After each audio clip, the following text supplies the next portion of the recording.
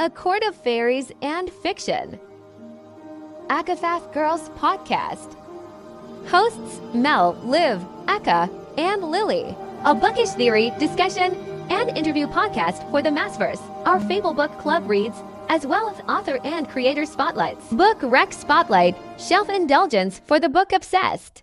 Hello, everybody. We are back. Welcome to our first official Book Rec episode. I was very excited to do this one because I have been, if you didn't know, on a bunch of street teams lately, doing a bunch of arcs. I have a new Instagram account for just that stuff. If you want to follow, it's Books and Boxes PR. And so you can check out all that stuff. But one of the arcs that I read lately was The Tale of Capri by Kathleen Solis. And I've been talking to her on DMs. She is such a sweetheart. And I did like all these posts and videos, like, you know, promoting the book and everything. And I read it and I stayed up from like midnight to 5 a.m. finishing it because it was so good. And if you guys didn't know, I usually don't read YA unless the summary is super compelling. And I devoured this freaking book. So I just got the paperback today in the mail right before we got on. And look at this. It looks like the ocean. I love how she did this. Also, it's very pretty. I'm very It jealous. looks like dragon tails. It looks like the edge. Yeah. like a mermaid scale, yeah. Like Capri Yes, scales. it looks like dragon tails. I was very jealous because I don't know how to wrap books like this. And I've been trying to do YouTube tutorials and it's just not working for me. I don't know what I'm doing wrong. It's awful. But anyways. It's just format. It's just format. I'm so bad at that stuff. I can be very organized, but like wrapping, I'm so bad at wrapping stuff. It's awful. Like if you saw the boxes that I got you guys for Christmas, I just kind of yeah. I suck at sending things out. First of all, I don't know. Look at that. Look at that. That's gorgeous. That That's takes really time, especially because it's doubled. It's like calligraphy. Yeah. I'm jealous of people who can do that. It's so pretty. So let's open it. I can do it. Oh, it's also sparkly. Ooh. It says, Mel, thank you for your support of The Tale of Capri and of indie authors like me. Enjoy your bookish treats and your signed book trophy. Thanks for all that you do, Kathleen. Oh, Aw. so sweet. The bookmark. Ooh. Ooh. Oh, it's so very gothic. It's so pretty. I like. And oh my gosh, the art print of her swimming. That is so much like the Ariel Sirens. scene from the Little Mermaid, Yes! where she's you're looking up and it might not be Ariel that's swimming past, but it's a mermaid. It's like the opening scene of the Little Mermaid. That's really cool. Yes. Yeah. Yeah. Oh my god, I almost don't want to open it. It's so pretty. If you do it carefully enough, you can keep the wrapping. I'm a feral gremlin. Do you think I can? As soon as it came out of my mouth. I say I wrapping paper sort of. typically, unless I am a gremlin, and then it's like, well, shit. But then I use it for junk journaling, so It worked. Oh my god. Here's the book, The Tale of Capri. That's really pretty. That is Kathleen pretty. Solis. And so this was originally a short story for Mermaid 2019 that she had written. And she did like all this art and stuff to go with it. So she put the art at the end of the book. I will show you, but first of all, so the cover, is it like holographic or is it like no, it's high just shiny, gloss? it's glossy. Oh, it's a high gloss. Okay. It's very glossy. I like because book Pretty. covers have trends too, you know. Yes. See. Also, it kind of looks like the moonlight. Yeah. Yes. I love Eden. I need an Eden in my life. Just saying. He was very... You need a whole harem, girlfriend. Wait, a male character named Eden? Yeah. Like Eden? Yes. I like that. That's new. I love it. In the book, they carve their initials into the cliff. Aww. And That's so really look cute. what came with it. She asked me if I I wanted white or blue. Of course, I said like blue. Oh, that's so pretty. That's so cool. It's so cute. It looks like algebra, though. It does. It does.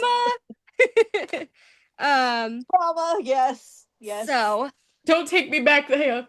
I don't want to go back. Oh, that's cool. He's a surfer? Oh my god. He's a lifeguard that found her. Oh my god, wait.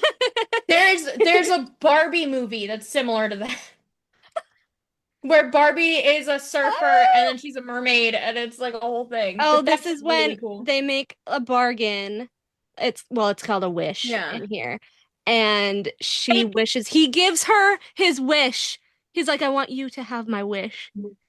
And so she wishes that they could live in each other's lives as each other, like he turns into a merman and she turns into a human for a day. Yeah. I mean that one picture, it looks like Ariel and Prince Eric.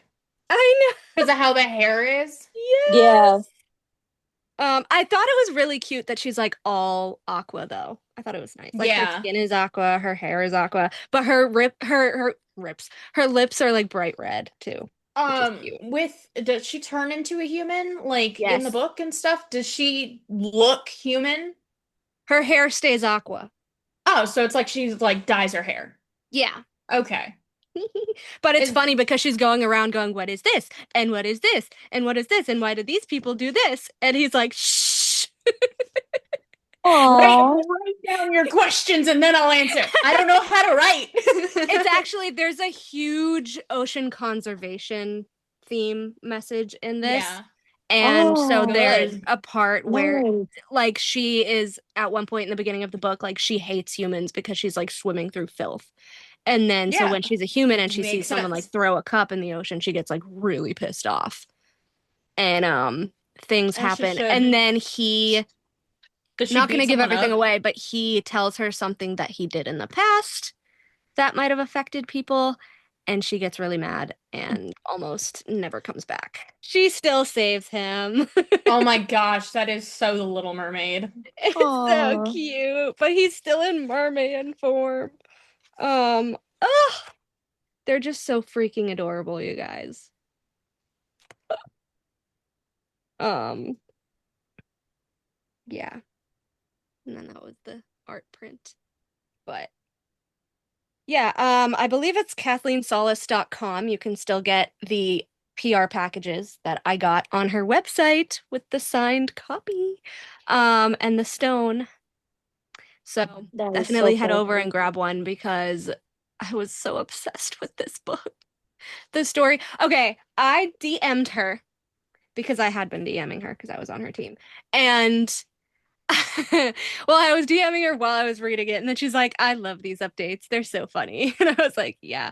But then I finished and I was like, are you joking? Are you joking? What? And then she was like, don't worry, there's like 3 more books in the series. And I go, you almost gave me a heart attack because I was reading this book expecting a happily ever after. And then she's just like, bye. And he's like, bye. And I'm like, no, that is not how it ends.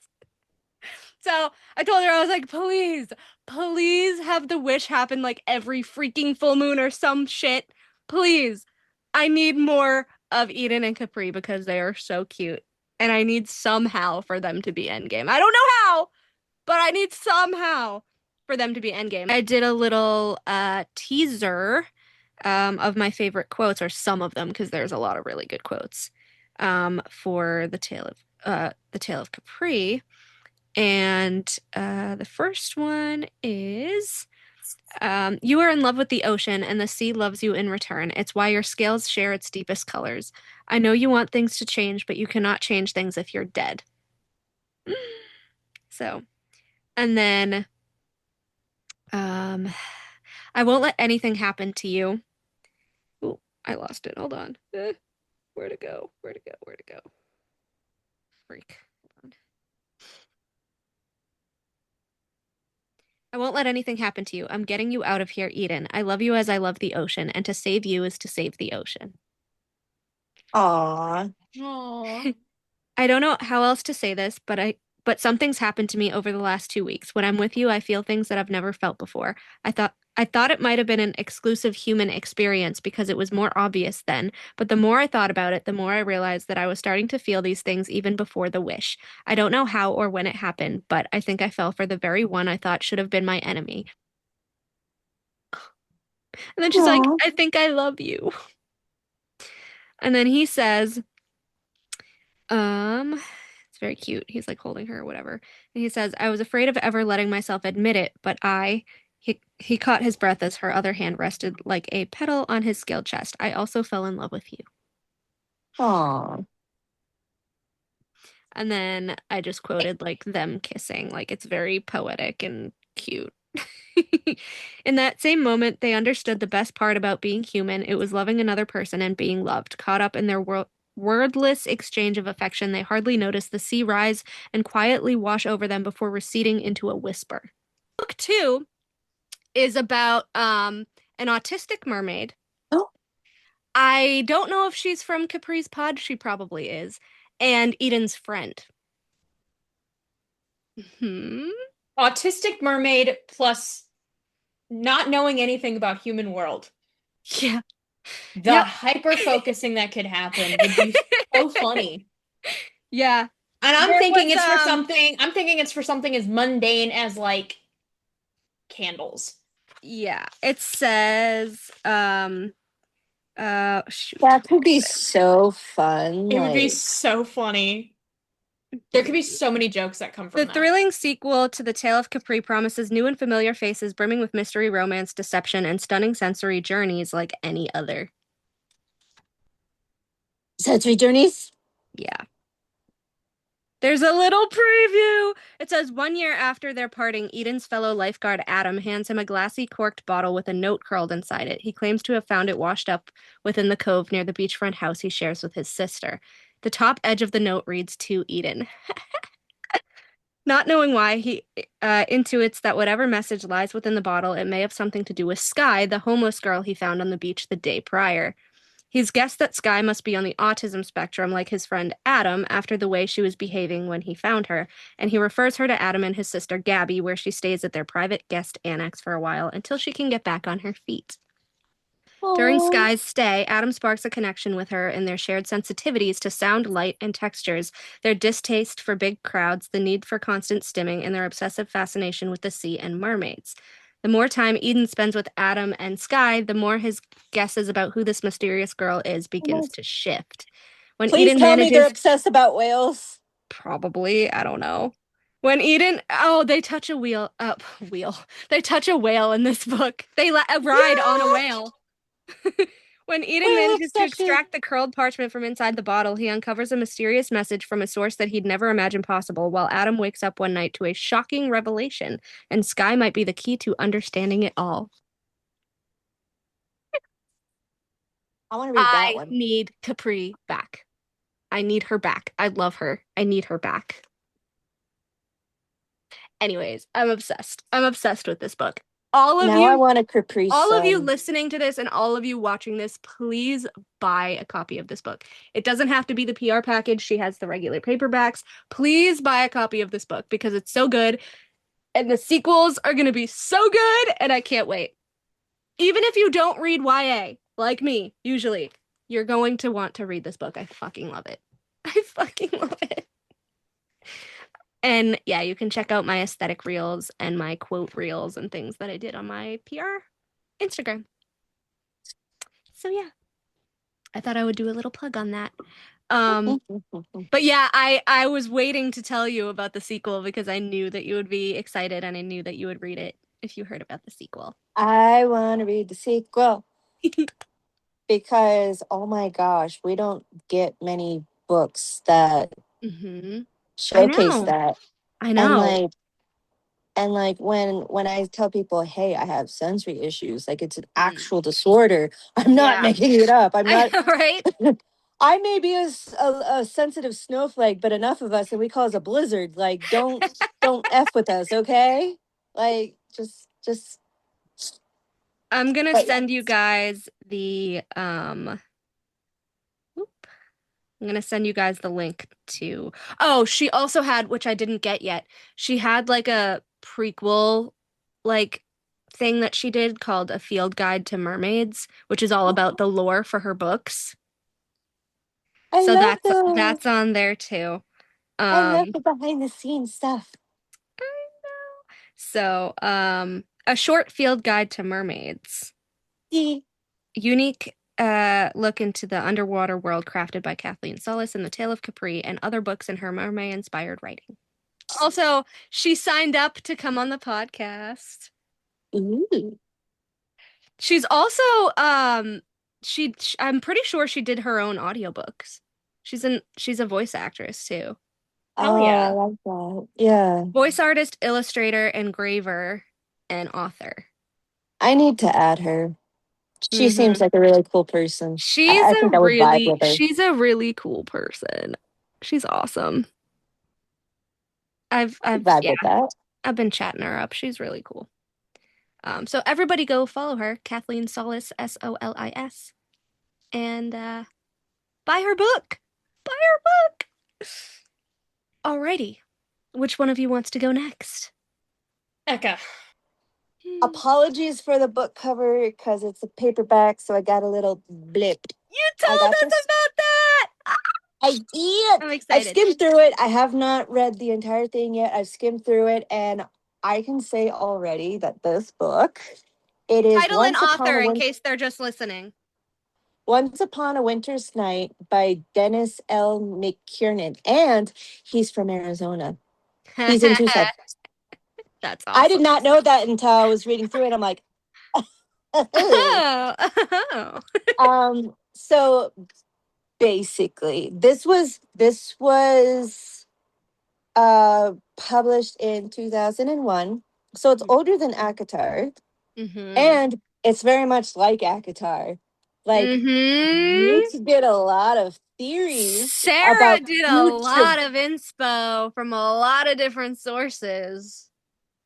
Like, after skimming through and reading a little bit of this, I can tell that ACOTAR is not so much Beauty and the Beast as much as it is East of the Sun, West of the Moon. Thank you. I was about to butcher it. And there is a character who's similar to Andres, only his name is, I believe, Andre. And oh my God, it's so juicy. Well, now I have to put that on my TBR too. I'm trying to finish reading another book that I need to give back to my aunt because she wants other people to read it. So once I'm finished with that one, I'm gonna read this one. But yeah, you need to read it. So cute. Andres.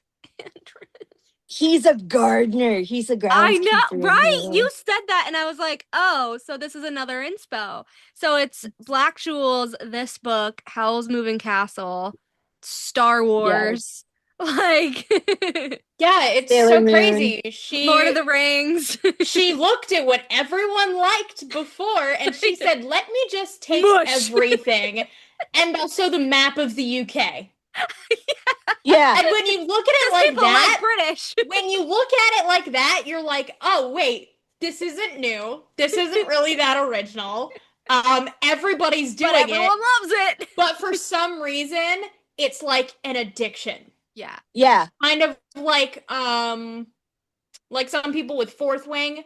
Yeah. Where it's just like, it's not new, but just something about it just latches onto your brain. Yeah. And then it makes you realize there are so many better things of the same exact stuff that you could read, like Eka's book. Yeah. Because even I'm going to read it. I got it on Kindle. Yeah. You did? Yeah, it's on my TBR. Put this on it'll happen, but it's on my TBR. It might take 5 years. Yeah, right? Oh yeah, yeah. But it's on there. It's on there. It's on there. It's the sentiment that counts. Exactly. It's going to get read. It smells nice. I have read 5. There's been a lot that's happened, so 5 is impressive right now. Yeah.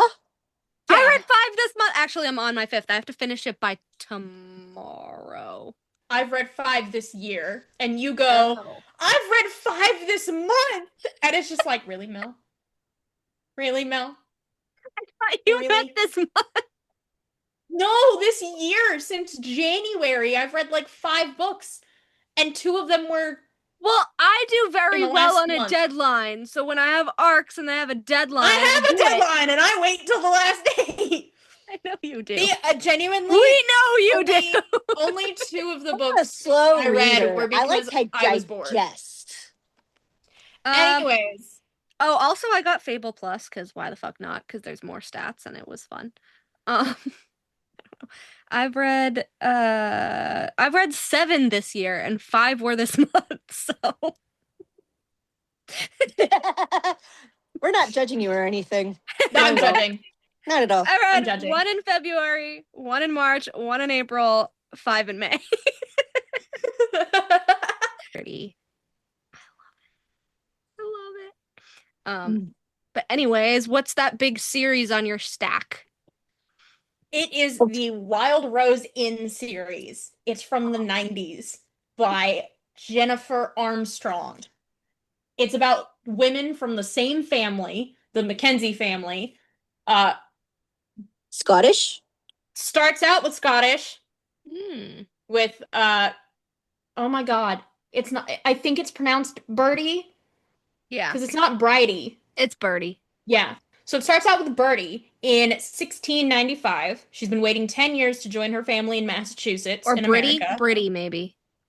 I'll just say BR. Birdie. Yeah. It's BR, yeah.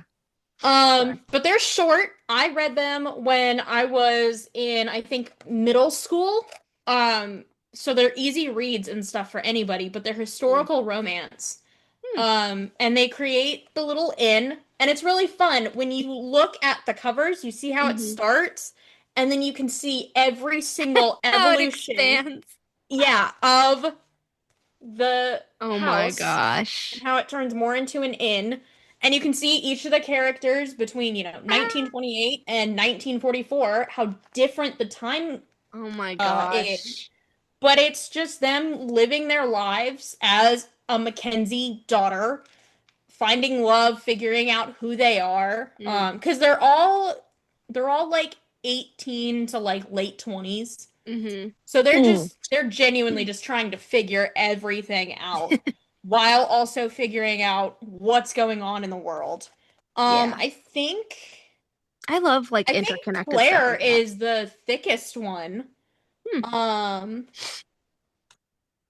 Along with Anne. Yeah, I think these 2 are the thickest ones. So 1774 and 1928. So damn. Let's see. Anne, she and her brother smuggle things. Smuggling and other risky activities. Anything to help their struggling country.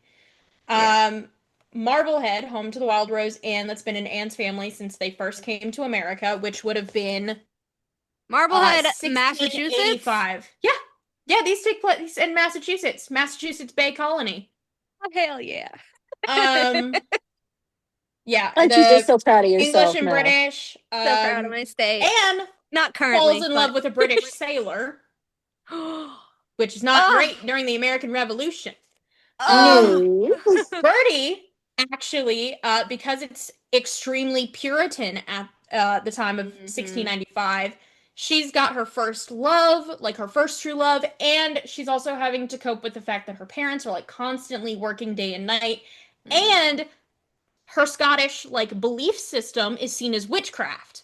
So she has to figure out like, hey, what do I do? Yeah. And then there is, hold on, because they have the years on the back, thank goodness. Then there's Emily. She sails, and she has a best friend who's also her adopted sister. This is the North and the South, and the Underground Railroad. I think Emily's adopted sister might be African American woman too. Ooh. Yeah, Lucy is labeled as a free black. And Emily gets growing feelings while also trying to help the family's paid slave. It's 1858. They're going to be slaves even if they're paid. Yeah. But yeah, she wants to help Moses, but it would betray the guy that she's falling in love with. But then also going for the guy she's falling in love with would then ruin her friendship and sisterhood with Lucy. Ooh. And then Laura is 1898. So there's only... So like Gilded Age, almost late Gilded Age, early Gilded Age would be Laura. This would be Gilded Age, roughly. Yeah. But Laura, on the eve of the 20th century, she wants to be a part of the coming age. So she wants to change it from rustic to having like electricity. Yeah. Yeah, she's gilded. And then she meets Grant Van Doren, a student at Yale University. And I gotta say, Grant is my favorite love interest. So wait, she basically becomes an American princess. Pretty much. Yeah. But it says, can Laura depend on Grant and his promises, or is her future something she must find for herself? I do have to say, Grant are very good. I can't remember if they actually get together. I paused. Yeah. It's just you, Mel. It's just you, Mel. It doesn't even say it. Usually it'll say it. I have 4 bars. Yeah. But... Anyways, Claire, 1928. She's running the inn because her father died. So now the prohibition is not allowing any liquor. Speakeasy. Please tell me. They're taking over, so she's having trouble with running the inn. And she doesn't want to do anything illegal, so doesn't want to make it a speakeasy. And then she finds the town on his boat because he got poo-pewed. And then sounds like she needs a drink. The police chief dismisses it, but Claire wants to solve the case. And of course she does. A reporter named Hank Logan becomes her only ally.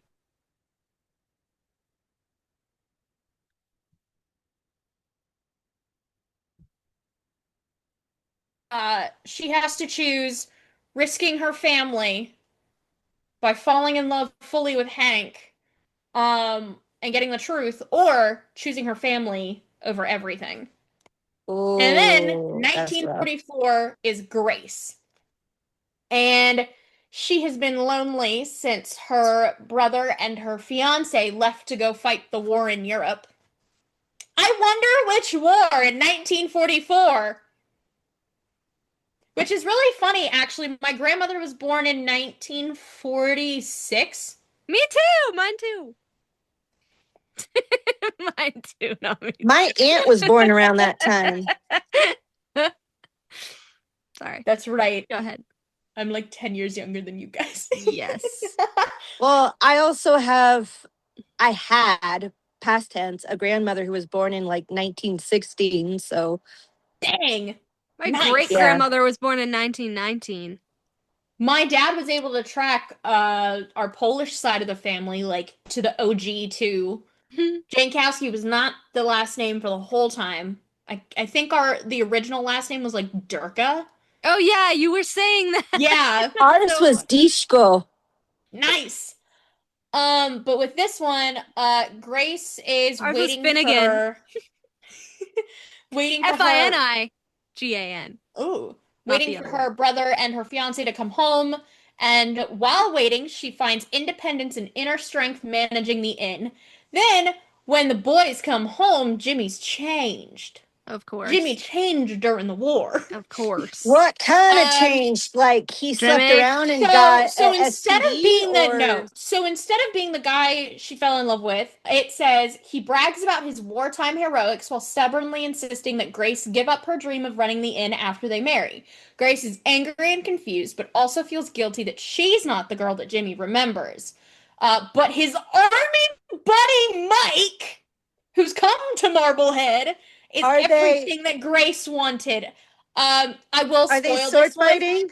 No. I will say that Grace chooses Mike in the end.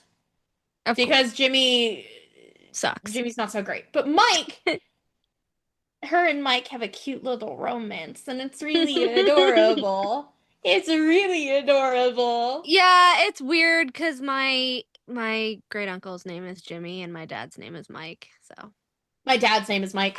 Yeah. So I picture Mike being short for like Mitchell, not Michael, Mitchell. But it's 1944. Yeah. It's Michael. Yeah, sure. Yeah. Well, good for them. But yeah, and I mean, these were also my adoptive mom's books. Look at how yellowed these pages are. Oh, I bet they smell amazing. I have her Anne of Green Gables as well. Yeah. It's over there. They're somewhere that way. But yeah. All right. Mel, next book, or Eka next book? Okay, so I arc read book 2. I got book 1 from her website, but book 2 was called Mirabelle. The series is set in a town called Blue Willow, and basically there are founding families, and the founding families know that the lands are magic, but it's magical realism, so it's not in your face, it's very subtle. So like the trees will react differently to different people because they have their own like essence, and the lands will grow certain things better than others. Like it's just very cute. And so Mirabelle was one of my favorite reads of this month. The chemistry between the main characters was amazing. Because they were friends to lovers, but they were like acquaintances to friends to rivals to friends to lovers. They went through the span of emotions. Because when he first came to town, and he kind of knows the secrets of the town now, but when he first came to town, they kind of had a thing, and he asked her out, and then he stood her up because he was in a bad place. And so she never forgave him for that. So for like the last few years, she had just been super angry at him, but like they're also friends. They're friends, but like she just reams him out every chance that she gets, and it's really funny. But she is the current owner of the orchard, Mirabelle Orchard, and they have like Mirabelle wine and all that stuff, but the orchard isn't doing very well. And so she is at night moonlighting as an exotic dancer at this club. And he doesn't know that until like a third into the book, and like naked dancing, like after hours naked dancing. Hey, yeah, that's what erotic dancing is. I said exotic. Yeah. Exotic. Yeah, exotic.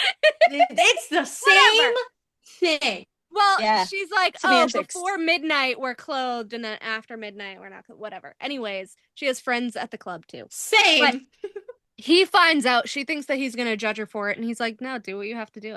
Whatever, it's not my place to judge or whatever. Let me come watch.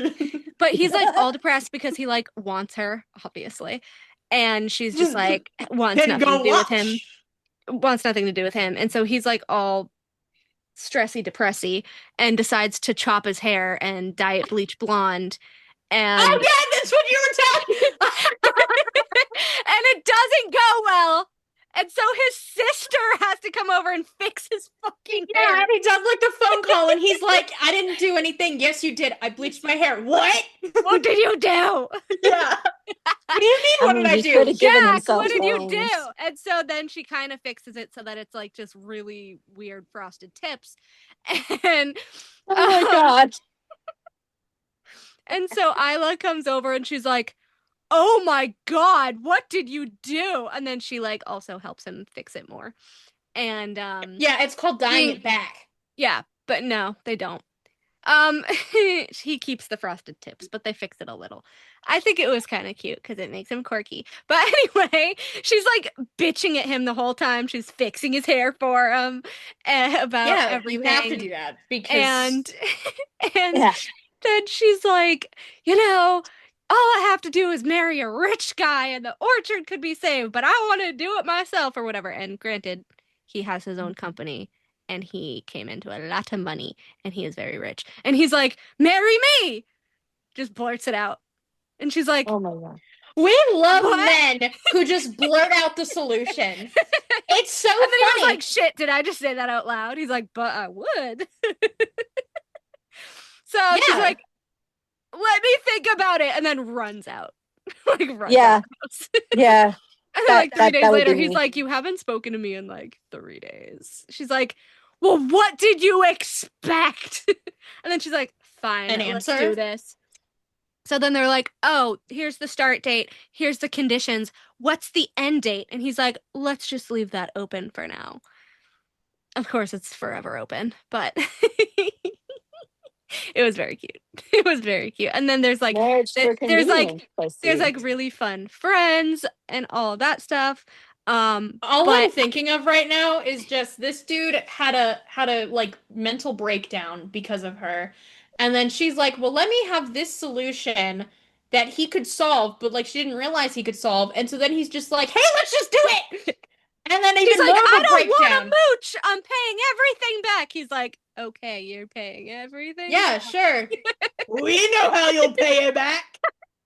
In the bedroom. Oh, they do things. They do it. The orchard. They do. Yeah.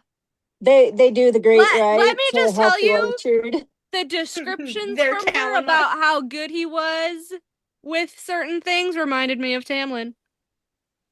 Oh, are we talking tongue or something else? Yeah. You're very blunt. Yeah. Okay. I guess we can make this NSFW. Sure. No, I am blunt. Okay, you said fingers and I said tongue. Well, it was both. So there you go. It was both at the same damn time. At the same damn time. Anyways, she was mind blown. And yeah. Yeah. Mm-hmm. I need to buy this book. You do? Right. That was book 2. Anyway, it was Mirabelle. The author is Kai Stevens, K.A. Stevens with a PH. And so I didn't realize until like after I read the book, because it was an arc, that there was a book 1. And book 1 was about the friends that were in book 2.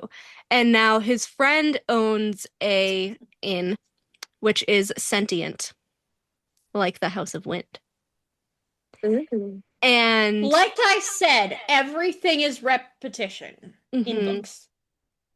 But there's this thing with like how he got together with like the girlfriend, and the girlfriend of his friend really loves to bake, except she's horrific at it. So he's like, oh, she made these. I don't know if they're edible, but just choke it down, because she was proud of it. He makes them eat her stuff. He's like, she's proud of it. You're gonna eat it. He's like, yeah, I had to eat a whole cake that was charred the other day, but I love her. So it was cute. So anyways, book 1 is called Blue Willow. It's weird. Anyways, Blue Willow, Kai Stevens. And it has these really pretty sprayed edges. Ooh. And she signed it for me. Oh, hell yeah. So I actually can't wait to read book 1, because the way that the friends were portrayed in book 2 just made their story sound like really interesting. But yeah, she'll make like jams, cookies, muffins, whatever, and she's just like really bad at it. And he's like, eat it anyway. Maybe someone should tell her the truth.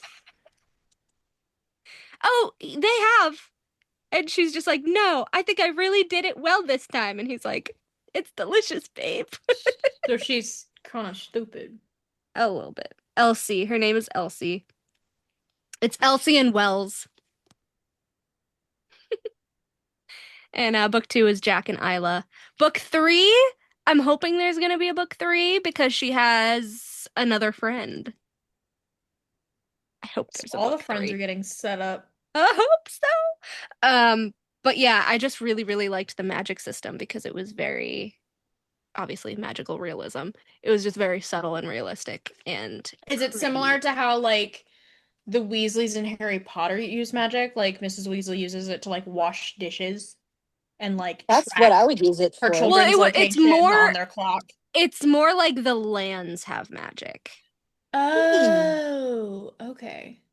So like I said, like the trees will prefer certain people and they're like bend to their will, you know, things like that. Okay. But that's why I found it kind of funny that they like did it on the property because I was like, the sentient property? The sentient property. But yeah, in Mirabelle, there's this really, really fucking dickish guy that wants to basically like buy the property out from under her and just like So it's a Hallmark movie. kind of, yeah. Not even buy it from under her, but he wants to like excavate certain like soil samples and shit to like plant. Well, yeah, there. but that would involve And, buying the land. Yeah. Yeah. And so she's like, no, like it's a historical property. You're not doing this, whatever. And the biggest plot twist of book 2 was that one of the fucking assholes that every time he came on page you wanted to throw up ended up being halfway decent.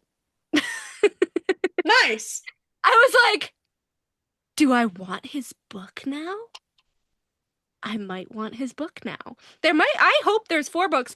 I hope Mr. Asshole gets his own book with his PA. Oh. Yeah. His PA. Yeah. His PA came with him to like all the meetings, all the financial meetings and everything. And because he was helping them out after a while, after being an asshole for like whatever. Yeah. And so his PA was in all the meetings. And I was like, I see this. Because every time she could hype him up, she hyped him up. And I was like, I find it really funny that a lot of books like this that have that like professional relationship, you never find out, even in their own book, if they go to HR and are like, hey, no, there's a power play here. There's no career, like there's no actual genuine window shopping had it. And that like was thinking about it, that's the only book I've ever I think read in my adulthood that I can recall having a conversation. Even like sports romances. You're supposed to go to HR.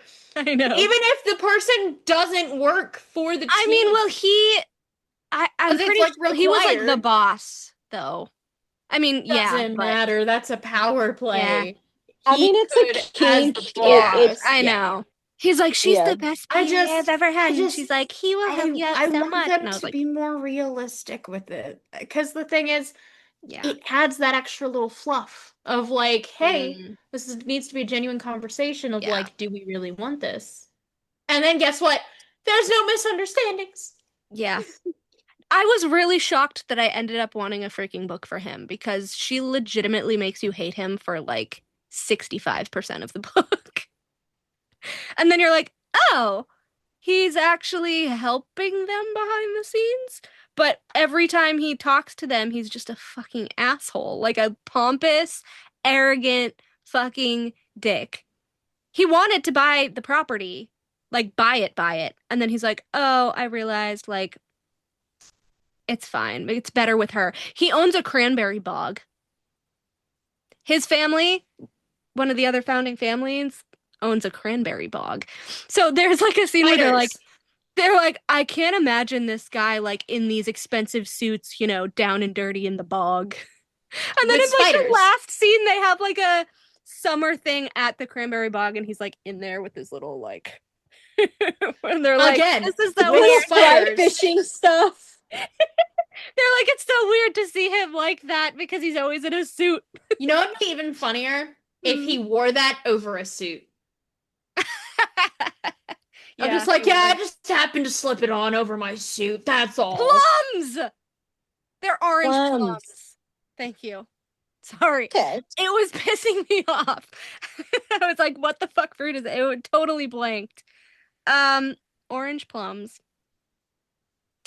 And there's like 2 years of epilogues, like different sections. Like spring, summer, fall, winter, spring again, summer again. It's very cute.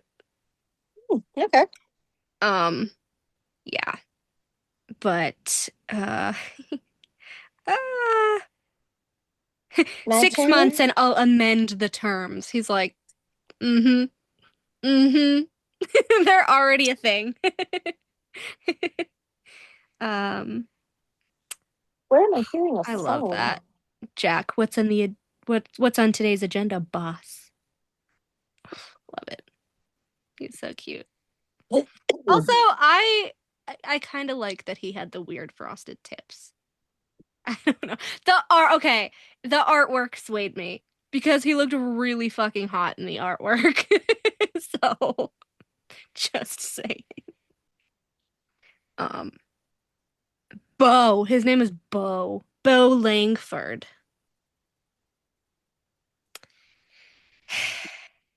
And chapter 1, it starts with him being a fucking dick. And being like, here's the proposal for me to take your lands. And Isla's like, fuck you. Bo with his perfect chestnut curls and his perfectly pressed linen shirt. Richest man in town. Yep. Owner of the only operational cranberry bog in the state of Connecticut, and the kind of man who makes sure everybody remembers it. Well, his PA likes that a lot. I really want them to be book 4. I hope she gives us Bo's story, because I just think it would be so funny to read. Because everyone's like, he's this fucking pompous asshole, and then he's just a total fucking simp for his PA already.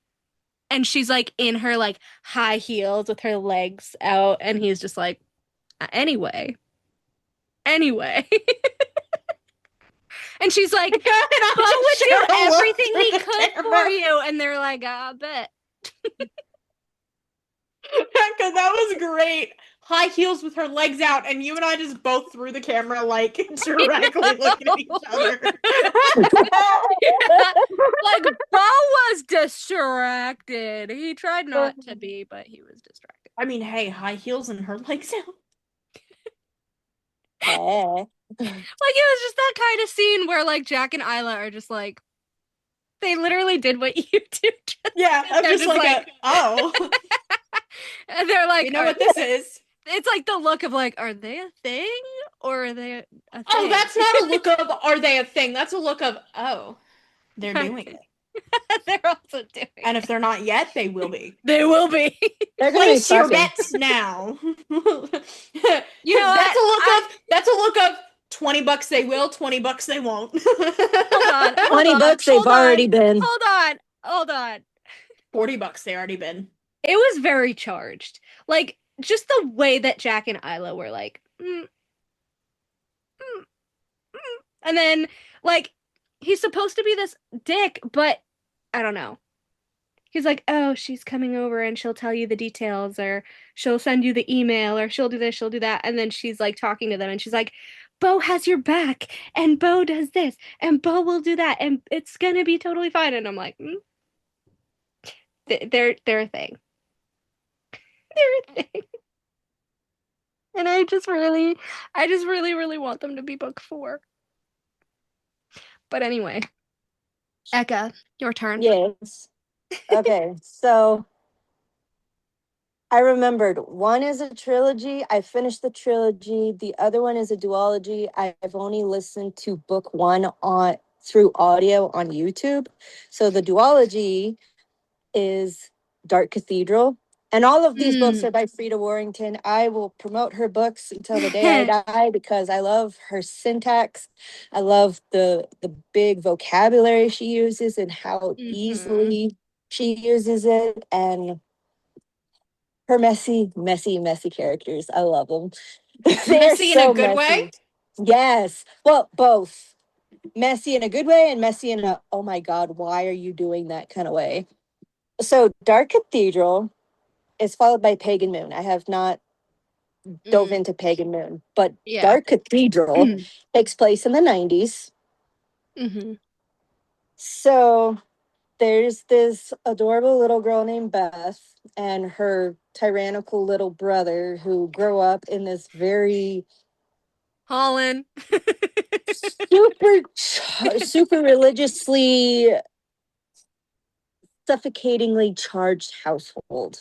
And when they go and visit their grandmother during the summer, they come across this really amazing Welsh woman named Rhiannon Reese, and her very devilishly handsome son. Over time, as years pass, Beth and the son kind of oogle at each other, and then they end up doing it. Finally, they do it so much that he's just like, "Hey, let's go to this rock that everybody thinks is the altar of Satan, and let's just do it." They end up having ritual sex on this rock. He has a condom, but he kind of freaks out. But he's like, "Okay, no, it's okay, it's fine," and he just pretends like nothing happened, and she just takes his word for it, which is gross of him. Oh God! But she winds up pregnant. Yeah. And she learns about like magic and stuff, because as they're doing the do on the magical ritual sex rock, it's magical. all the fairies and other kin are coming out and they're dancing around them, and she's just like tripping balls while having the balls in her. Oh, basically. No. Nice. Nice.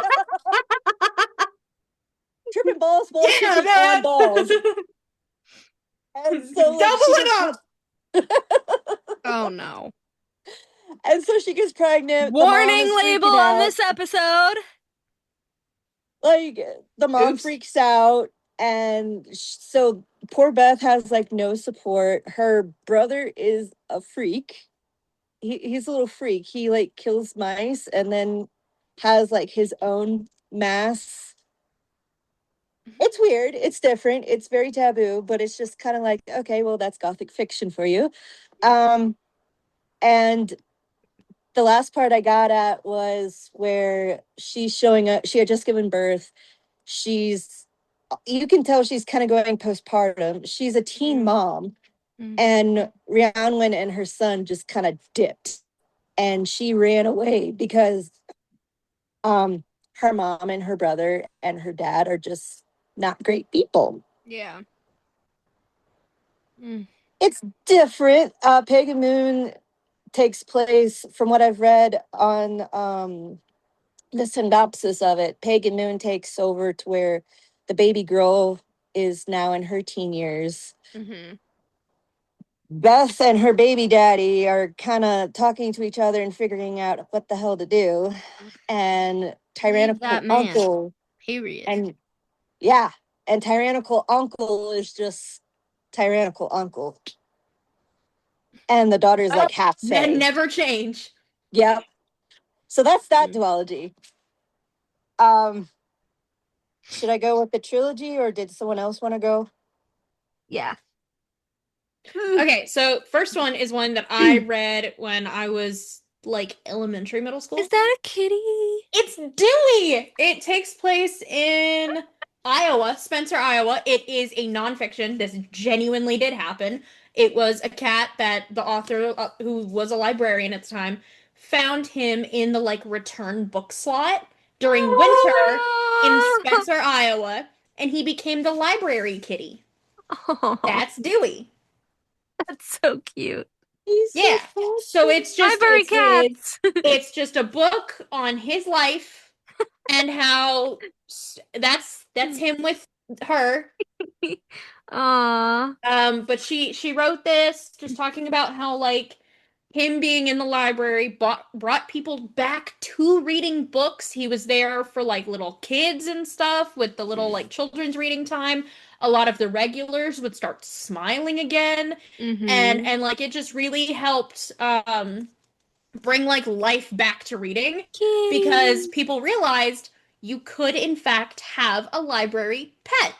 Yeah. And you could have like service animals show up and stuff. And she talks about how like there's this one little kid who had been like just some stuff was going on, and so then Dewey comes over and is just like the kid just like, oh my gosh, I love reading now. Like I'm reading to this cat, and the kid had not wanted to talk. Like basically nonverbal.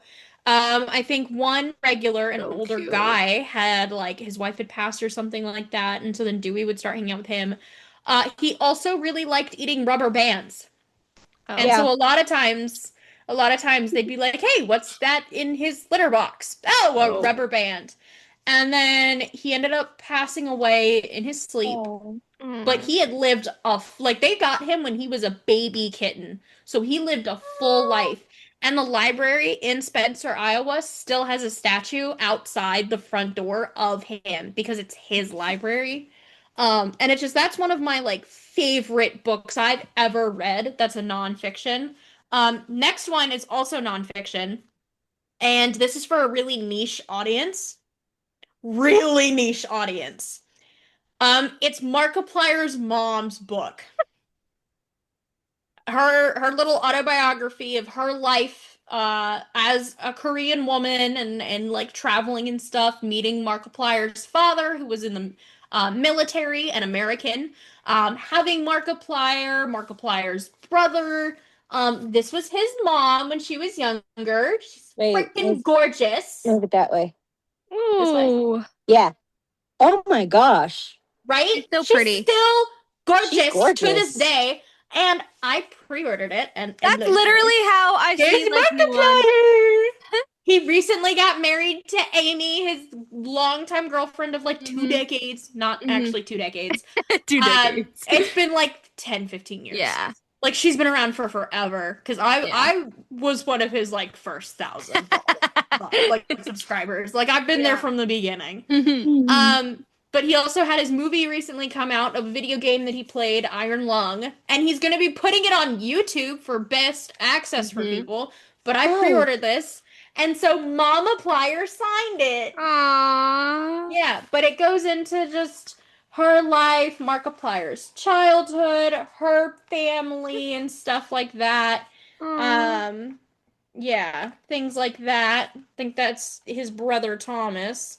Yeah, it's really sweet, and I just wanted to be able to get her out there because Markiplier's been promoting it, but like I wanted to promote it a little because Mamaplier, she's awesome. She does like acupuncture and a bunch of other stuff. She's super cool. She also, it's really funny. Markiplier got married to Amy, and then Mamaplier was like posting on like Instagram of like, guys, my other son is single. Anybody want him?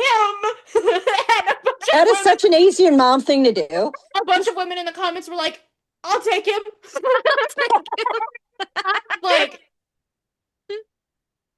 I wouldn't say no. I would never shoot my shot, but I wouldn't say no. I do like Korean food. I'm willing to learn how to make it. That's so funny. Do you have another one? I have 2 others, so you 2 can go now. Okay. I've already dished about this series, but I have to do it one more time. And you know what? I haven't finished because I'm scared to finish. So, What Lies Beyond the Veil, Harper Wood, I have my that girl. copy. My girl. It's not the ones that I got you. It's not the sprayed edge one. This one is from a Polycon a couple years ago that my friend got personalized for me from her. Because this book, okay, in terms of romantasy and fantasy, this book is what drew me back in to reading in 2022. I read this book before I read ACOTAR, and I fucking loved it. I read this one, and then I read book 2, and then she had said that there was going to be like a really long wait for book 4, so I didn't read book 3 because I knew there was a huge cliffhanger. So I still have to read book 3 and book 4, and now there's a novella and a book 5 coming. Or a novella, I need to catch or a 5 up and a 6 coming. So I'm just gonna wait until the series is published to finish all of them because the cliffhangers are crazy. Like the cliffhanger for book 2 was crazy. So there's that. But she is so sweet. I have talked to her on DMs a couple times. This is her. I'm pretty sure I have that on my Kindle. Yeah. This is her alias. Her other name is Adelaide Forrest. Harper Woods, Adelaide Forrest. And I have like this. I have like 2 different special editions. I have this signed copy. I have the sprayed edge paperbacks that I got you guys from Amazon. That's right. Yes. That's how I have it, not on Kindle. Yep. So she put somewhere on the top, she put Melanie Wander Beyond the Veil. Ooh. Aww, and then she signed it with her name. So I love her. I have to tell you though, which I might have warned you guys before, but it's a lot darker than ACOTAR. It's not, I wouldn't say it's like dark romance, but it's a lot darker than ACOTAR in terms of like the gods and the fae and things like that. Darker is way darker. Right now. But I need to read it now. I obviously really love cutesy stuff. So book 1, I've only read book 1 and book 2, but book 1 is my favorite so far simply because of the cutesy MMC. He's actually very, very sexy too, but it very much kind of reminds me of ACOTAR where there's a switch up in book 2, but it's not exactly like ACOTAR switch up.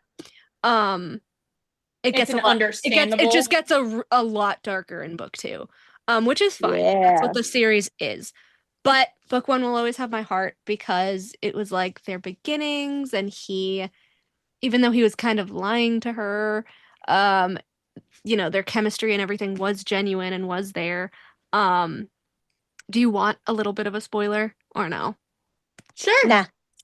Oh, okay. Yes. Okay, wait. How generalized can you make the spoiler?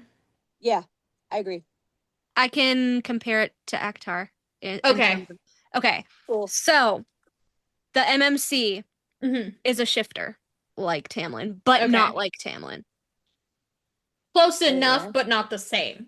He can change his appearance, let's just say. So he's a shifter. Or glamour himself. He's a shifter like your theory of Tamlin. He can glamour himself. No, he's like what's her face in the Grishaverse? I know exactly who you're talking about. Yep. Yeah.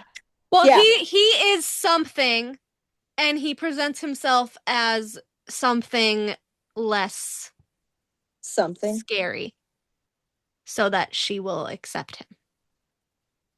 So he's a demon who presents himself as a human? He's not a demon. I can tell you he's not a demon. Is he a god? You'll have to see. Oh my god, Zeus? I'm not Zeus. Oh god. No, he's not Zeus. Oh god. Eka, I love us. Does he turn into a swan? Does he turn into a chair? No. He's not that kind of shit. God, she goes swan, I go chair. Ugh. A swan chair. He's always, I'm going to tell you, as far as I know, from book 1 and book 2, he's always humanoid. So a chain.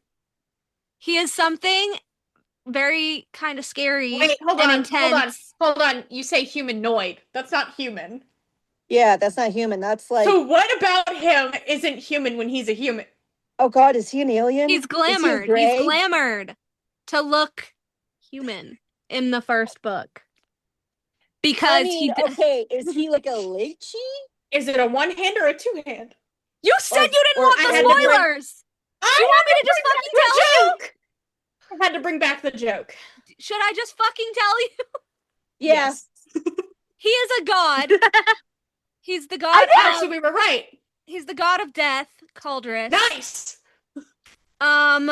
And basically, the gods used to be mated to humans before the veil went up. And the veil went up to kind of protect them because, the gods were very intense. And so there is literally... That's a Zeus manipulation.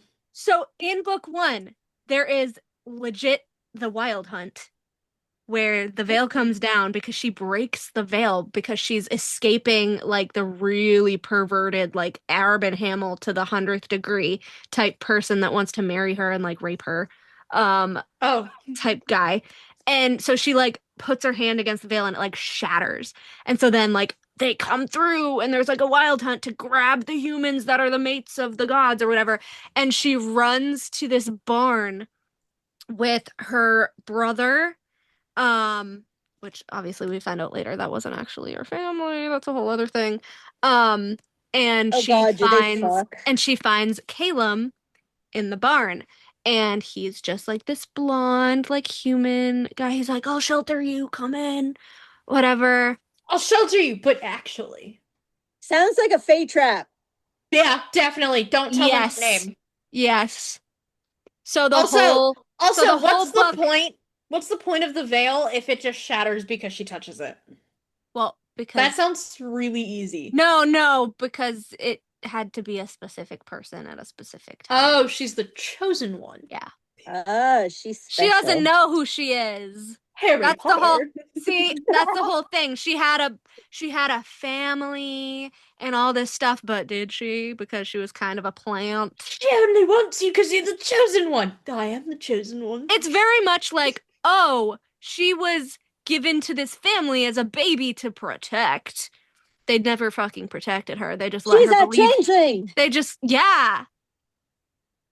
Okay, I was going even more down the Harry Potter route of like family dies, she's sent off. She's pretty much a changeling. She's a fairy changeling, but not fae. Oh, what's up with the boobs? No, Jesus, not fae, but she's a changeling. She never knew that, and like half of her family is like killed, and so she has a really good relationship with her brother. They're very, very sibling coded in this book. And basically they're traveling with Calum and this other dude, I forget his name, to protect them from the wild hunt. Little do they know who Calum actually fucking is.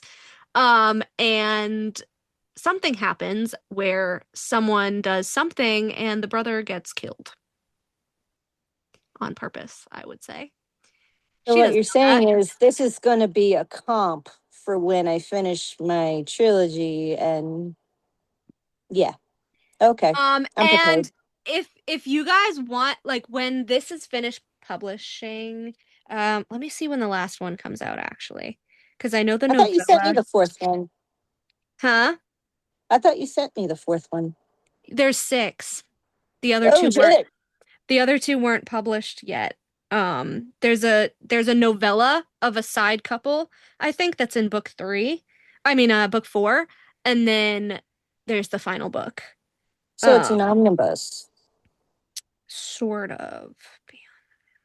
So, yeah. So I got you guys up to What Sleeps Within the Cove. That's book 4. But then there is a novella called The Heir and the Spare.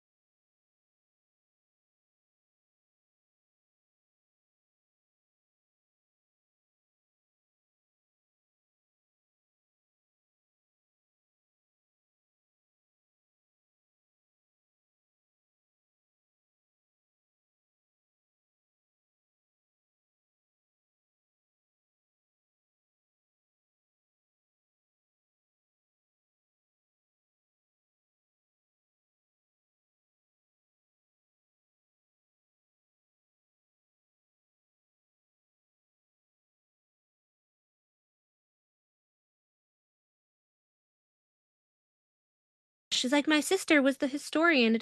Girl, you don't have a sister. You're adopted. Whatever. I know nobody fucking told you were a changeling, but you're not gonna find out in the best way. She's smart, but she's smart and dumb at the same time. Like, she's very smart about some things.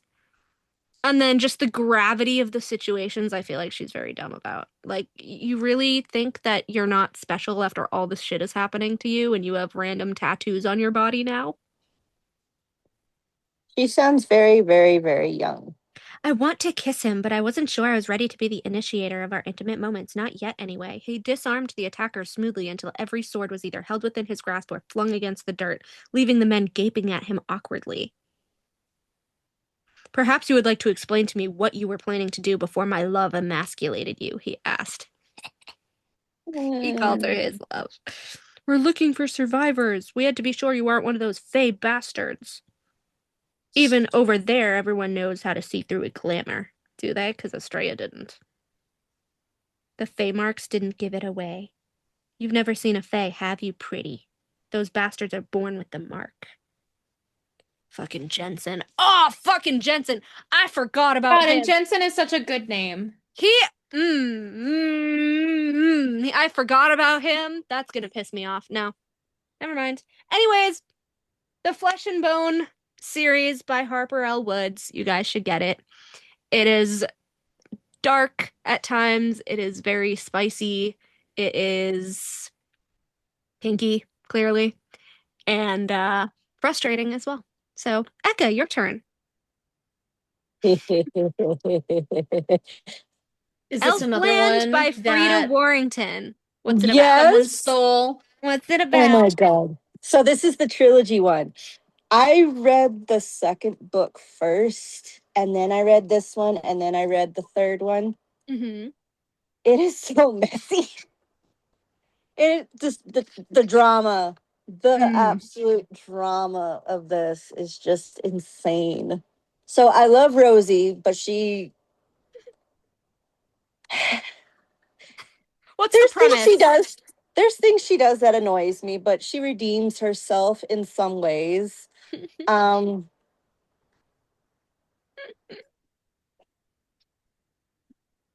What's the premise? Okay, so this is what it reads on the back.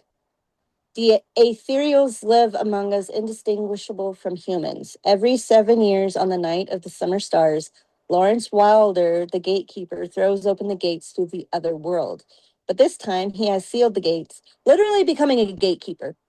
Warning of a great danger lurking in the realm beyond. The ethereals are outraged. What will become of them derived of the home realm from which their essential life force flows? Rosie Fox and Sam Wilder are drawn to the lands beyond the gates, even as their families feud over Lawrence's refusal to open the gates. Struggling with their own two human urges, they are drawn together in a forbidden alliance only by breaching the dreaded gates and daring the danger beyond. Yes. And they confront what they fear the most, their otherness, and claim to their birthright. It gets so messy. I do not like John. I am so glad that he is only mentioned once in the trilogy because he annoys the fuck out of me. What are the other two?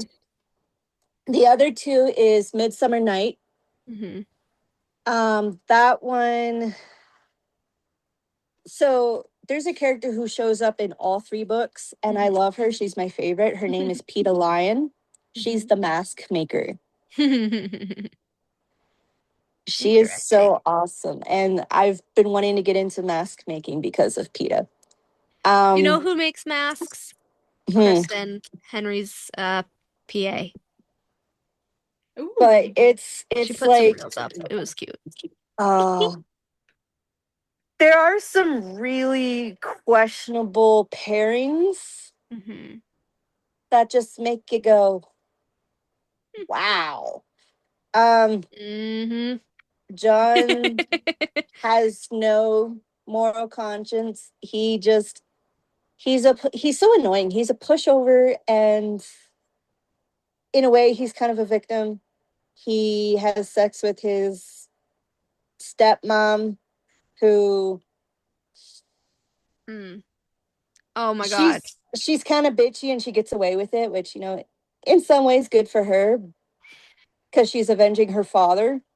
I hate Matthew. I hate the fact that I don't understand how Luke and Rosie are related to Matthew. Yeah. Like, they're related. But like distant cousins. No, like he acts so different. Like Rosie is full blood relative of Matthew. We find out that Luke is a half brother. And she shares this half and he's also the half brother of the guy that Rosie ends up ending with. So it's yeah. No. But the way they explain the ethereal world is like so spiritual. It's so nice.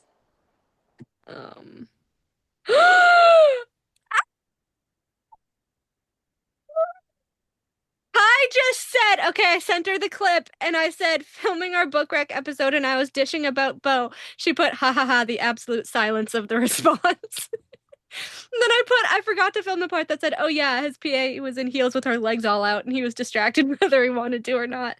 And then I said, so my question is, Bo book with the eye emoji. And she said, Bo definitely gets a book. That made my day. I'm so excited. I can't believe he gets a book. He was such a fucking dickhead in the first part of Mirabelle. The third book is called The Grail of Summer Stars. Ooh, that sounds interesting. Sounds really pretty. Yeah, I know. I'm like, how do people come up with some of these titles? Like, they're so pretty. Ugh. Now I need to do like a poetic title for a book at some point. Mine are very on point. They're just like, no, actually, my Siren one had a very poetic title. I can't wait to write that one. That's another thing I was talking to Kathleen about. I was like, I did a short story about a male siren and a deaf FMC, and I wanted to make it into a book, and she's like, do it! And it's titled The Echoes of a Silent Heart Song. Oh. Yeah, and I was proud of that book. But anyway, to plug a couple other authors that I really like, and actually one that Eka introduced us to. Jill. She gave me this ARC copy. When I ARC read this January of 2025, Better Than Friends, but Melanie, and then she signed it and she put a little smiley face. This was a very good book. My favorite of hers that I've read so far was definitely He Falls First, the first of the Colburn brothers. I can't wait to finish that series because those boys have my heart. I love them so much. And then I have, if you guys remember, we did an episode on the Mistletoe Motive, which was a Christmas novella by Chloe Liese. So I had pre-ordered Once Smitten, Twice Shy because Redhead MC. I saw the cover and I was like, I don't even care. I want it. So I ordered it from her website and she put to Melanie and then XO Chloe Liese. She signed it. Because I like being a hype woman. But also, look what else she added. Art. Him on a swing set? Is he wearing a kilt? Yes. Oh my God. Yep. Oh my God. Yep. Men wearing kilts properly in books? Yes. Love it. Since heartbreak entered the scene, Juliette Wilmot, once a hopeless romantic, has sworn off love, but when she's presented with the chance to revisit romance with the gorgeous off-limits guy she keeps serendipitously running into, it feels like a sign from the universe. Quiet, shy Will Orsino knows happily ever after isn't on his horizon. Problem is, for the sake of the family business, marriage is. Resigned to the inevitable, but with no confidence he can woo a wife, he can hardly say no when fate hands him the alluring, unattainable woman he keeps crossing paths with with, offering to help him learn the ropes of romance. Since neither of them is looking for love, Jules and Will agree that they are the perfect pair to practice romance, except that practicing to perfection leads to an irresistible attraction. Their once smitten hearts, though still twice shy, might have happily ever after written in the stars for them after all. That's adorable. And I love her outfit on that cover, too. I know! I like when it's not the like generic, I know. t-shirt and jeans. The jeans, yeah. Understandable, it's great, whatever. But like, we need fun. I am a fun clothes person. I just really like the way that she, I don't know, structures her books, writes her books, the style of it. Eka, Once Smitten, Twice Shy by Chloe Liese. She signed it for me. It's a redhead MC. And she also gave me art prints. And he's in a kilt. In this one. And they're on a swing set. It's so cute. It's legitimately been on my TBR forever. I have so many books to read. I can only read so many and write so much of my own. But it's definitely up there, and I wanted to shout her out because she personalized it for me. So thank you, Chloe. Yeah. So first one is Den of Vipers, because I talk about it a lot. This is my special edition of it. It is the best reverse harem dark romance I've ever read. This is a top 5 read, because the main female character, that's right, it doesn't say it on the back because it's first person. I like it. It's first person. I think her name is Roxy. Give me a second. I can find it. Yeah, Roxy.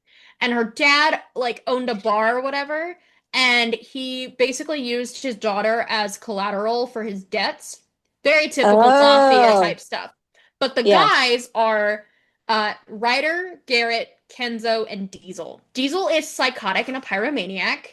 Right. Then Ryder and Garrett and Kenzo are kind of just chill. More chill than Diesel. I think Kenzo is the like super nerdy one. Garrett's like the burly teddy bear, whatever, and Ryder is like the CEO. I think she ends up marrying Ryder as like I'm with all of the brothers, but I need to have one of them like as my husband. It gets very kinky. Like, let me see if it's got a yeah, so content warning. Den of Vipers is a reverse harem dark romance novel that contains graphic scenes of sexual nature, explicit violence, abuse, and assault, polyamorous relationship dynamic, and non-consensual sex. Because there is assault. But the way she does it is really good, especially with like the coping with it, because it's not the main characters that do it. It's like an outside thing. I feel like you would like the Mary Gentry series because it's kind of like that.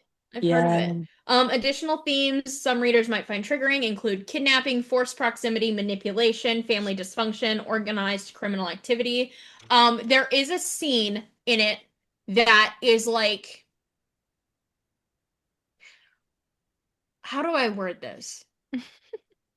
Her and Diesel are in like their torture basement. Great. And he's torturing a guy. Guy is still alive watching them do it. And there's blood on the floor as they're doing it.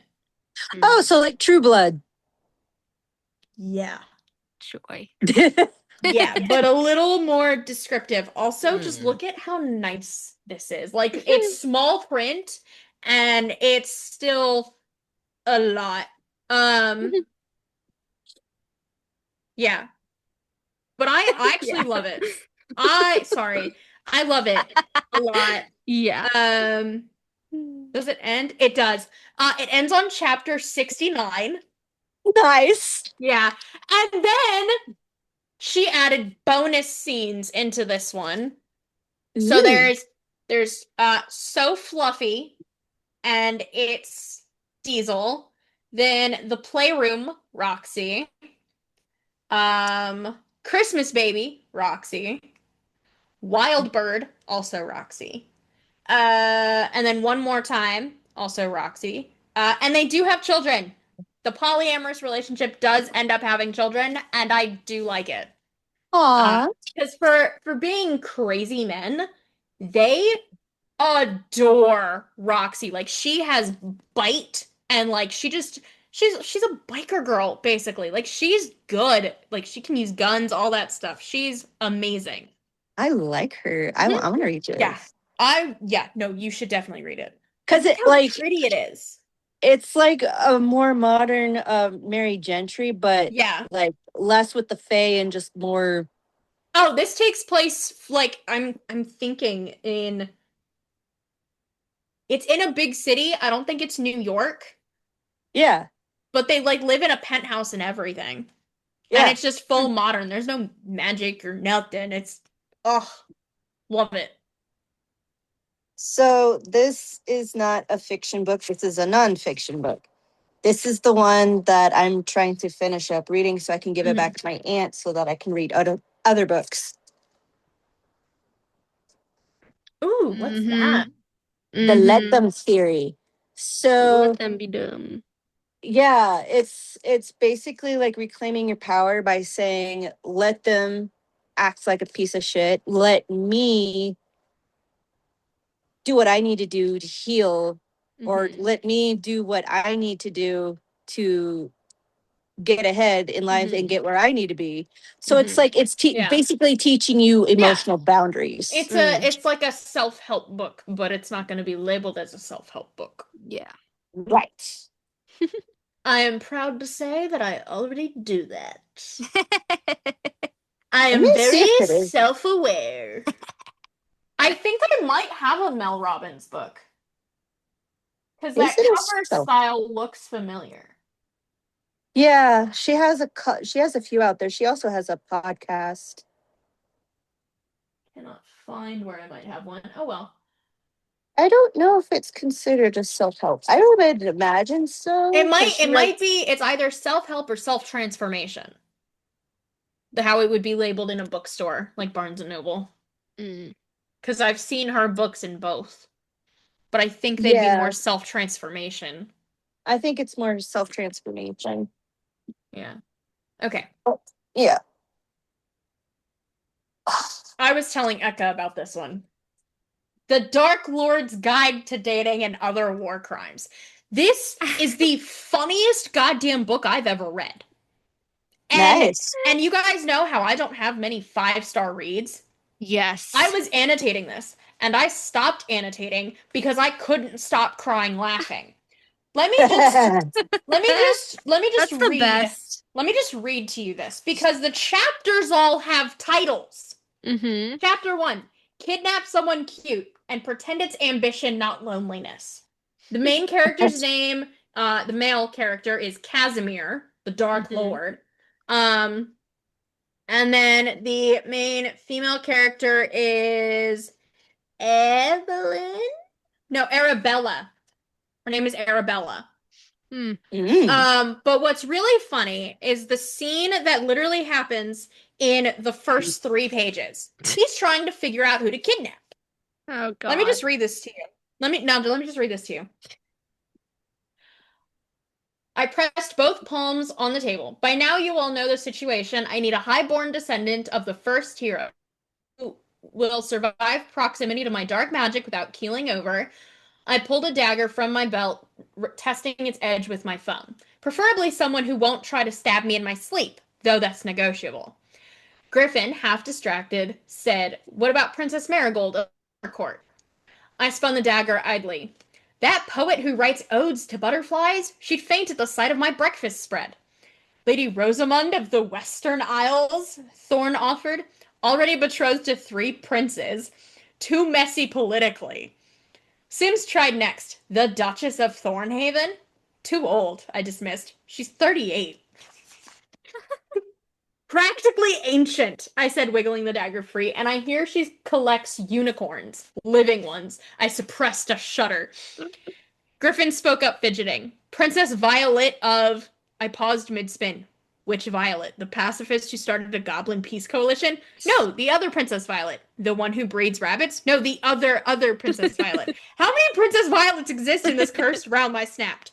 Griffin paled behind his glasses. 7, my lord. Popular name 20 years ago. Absolutely not. I refuse to spend eternity clarifying which Princess Violet I kidnapped.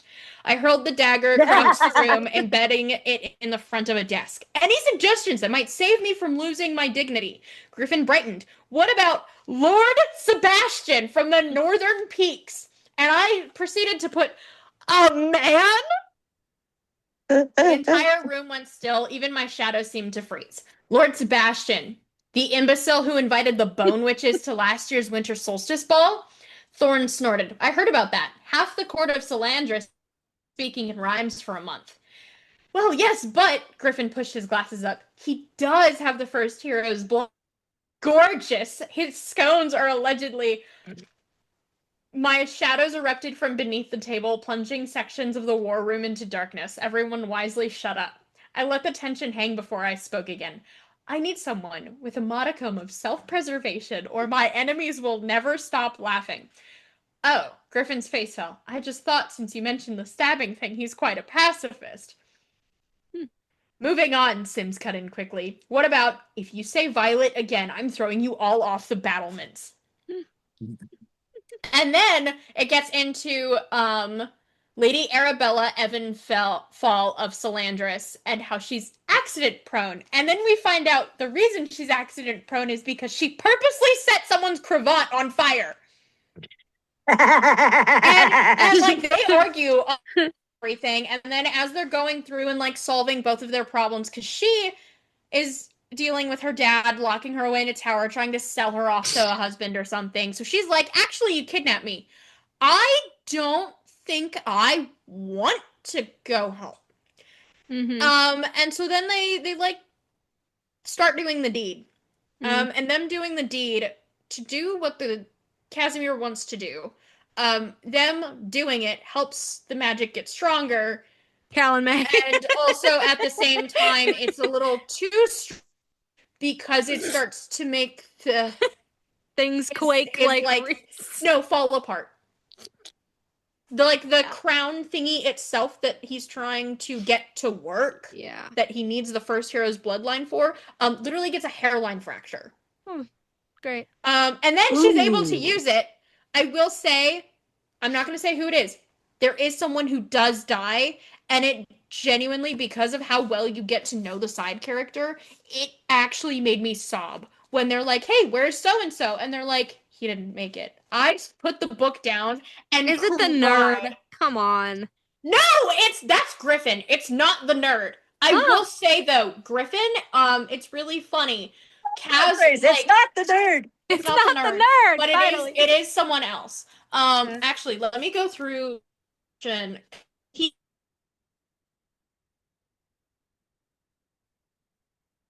way she describes the advisors, let's see.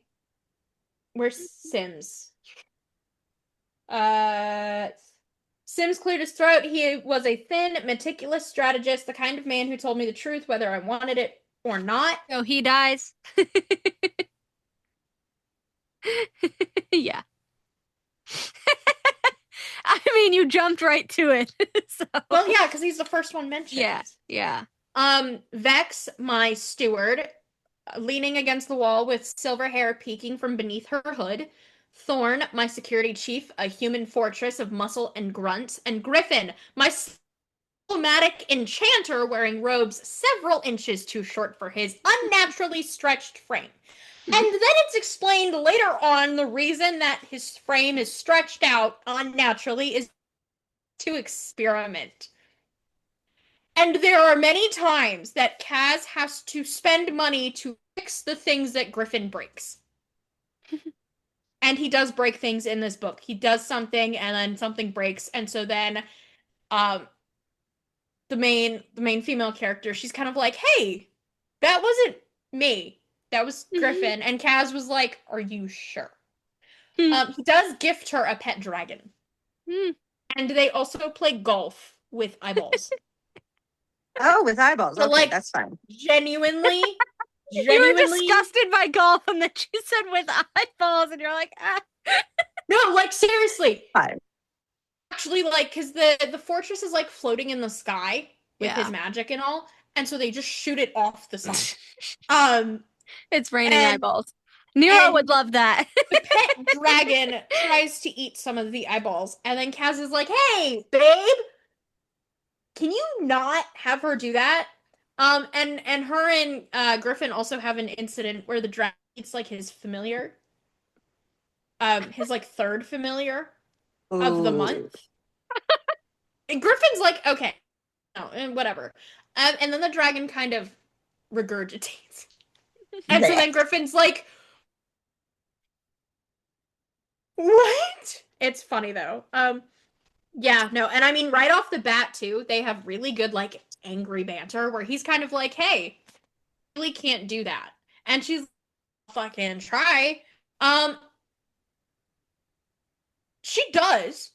She gets a knife against his throat, and then he's just kind of there like, well, hello. Because she has him, like, pinned on his back, and he's just like, if you wanted me like this, you could have just asked. Oh my God. But it's really good. It's so good. I genuinely stopped annotating because I was laughing.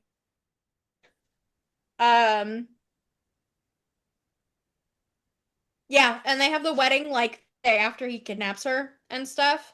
Oh, here's another funny part. There was, he kidnapped her when it was, like, raining and stuff, because he's, like, the Dark Lord, so it rains when he's around, whatever. And so her dress was, like, sticking to her very feminine body, and one of his guards was staring at her, like, looking her up and down in a very inappropriate way, and he noticed. He didn't do anything, really, in front of her. But when she left, when she was gone, I focused attention on the unfortunate man. You're new, aren't you? I asked, letting him draw a ragged breath by relaxing the magic just a fraction. The smell of fear radiated off him. He nodded frantically. Let me explain something very clearly. My runes throbbed in my bones. His mother carved runes into his bones when he was a child. So he could be powerful. Like, she forced him to be the Dark Lord. Fueling my anger. Lady Evanfall is dangerous, she is valuable, and she is mine. Understand? He nodded again, tears spilling down his face. I dropped him without ceremony, and he collapsed at my feet. Thorn, I called. He appeared with unsettling promptness. Take this idiot to the dungeons and teach him some manners. Start with step 17 of the torture manual, the one with the spoons. To which I said, what do you mean? What do you mean? And I think I was texting Echo about it, too. I was texting Brennan, too. I was like, what do you mean with the spoons? Like, what? Step 17 with the spoons? Yeah, you gotta scoop the innards out or something. This became an immediate 5-star read halfway through, and then when I was done, I looked it up, and the second book comes out later this year, and I texted the author, and I was like, hey, love it. I'm excited for the next one. I've never messaged the author. Do you know how many times that book has been recommended to me on Amazon? It's so good. Oh my God. And I mean, look how pretty that is. Look and then I was like, maybe. It was like, that's the maybe. Thing. The Black Rose, you would never like assume it had anything to do with any, like, you'd think, oh, Dark Lord, or like the female character. Griffin modified black roses to, like, bite at you blood so that he can run, like, genetic testing. That's so funny. Yeah. And the dagger, I think that happens to be the his throat in the first, like, 5 pages. She was really impressed. Oh, yeah, no, he's impressed right off the bat because he's trying to, like, kidnap her, and she's like, no, you can have me, but my lady-in-waiting and their servants and my guards need to be set free. Like, they need to be, you let them go, and you can have me. And he was just like, okay. What? Okay. And then he comes to find out that, like, her dad had been in the tower and stuff, then sold her off to a husband, and like, she's like, I don't want to go back. I don't want to get married. And he's like, right, you have to marry me. And then stuff happens to where she's like, ah, shit, that's actually kind of, that keeps me from having to be married off to because I'll be your wife and I'll have your, like, powers protecting me. And it's a whole thing. Agreeing. And they do, like, fall for each other, and it's actually really nice. It does end on a slight cliffhanger because they're still in the middle of a war. Yeah. But this is, like, build up to the war, and then the first battle at his, like, fortress. There's going to be so much more that happens, because it's not going to be like ACOTAR, where it's a bunch of stuff in one book, and then it seems like there's a lull, and then you have a time skip, and then all of a sudden shit's happening again. This seems like we're just going to jump right back into where we left off in the next book, and I'm excited for it. That's awesome. It's also just really funny because of the war crimes aspect, and he even at one point is like mentions like, I need someone to get me my cloak. The most... Wait, where is it? Because it's when he goes to kidnap her, I think. Hold on. I need my kidnapping cloak. No, it's genuinely... Where is it? Oh, also... There's also someone named Elaine in here. Hell yeah. He I also... just verified. She said 4 seasons, 4 magical locations, 4 books. Winnie and Reed are getting a book, and Bo and what's her face are getting a book. I cannot remember her name right now. But with this, Vex asks Casimir, no on consummation, and he says verbatim, there's a difference between compelling someone to go through a ceremony and forcing my way into her bed. He's not going to consummate unless she wants it, because he doesn't think I it's love necessary. it. Yeah. Let me tell you, she wants it. Let's see, where is it?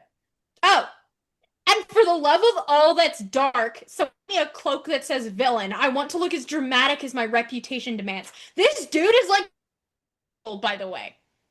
Like, he hasn't been the Dark Lord for very long. He's just done so much crap that it seems like he's been around for like centuries.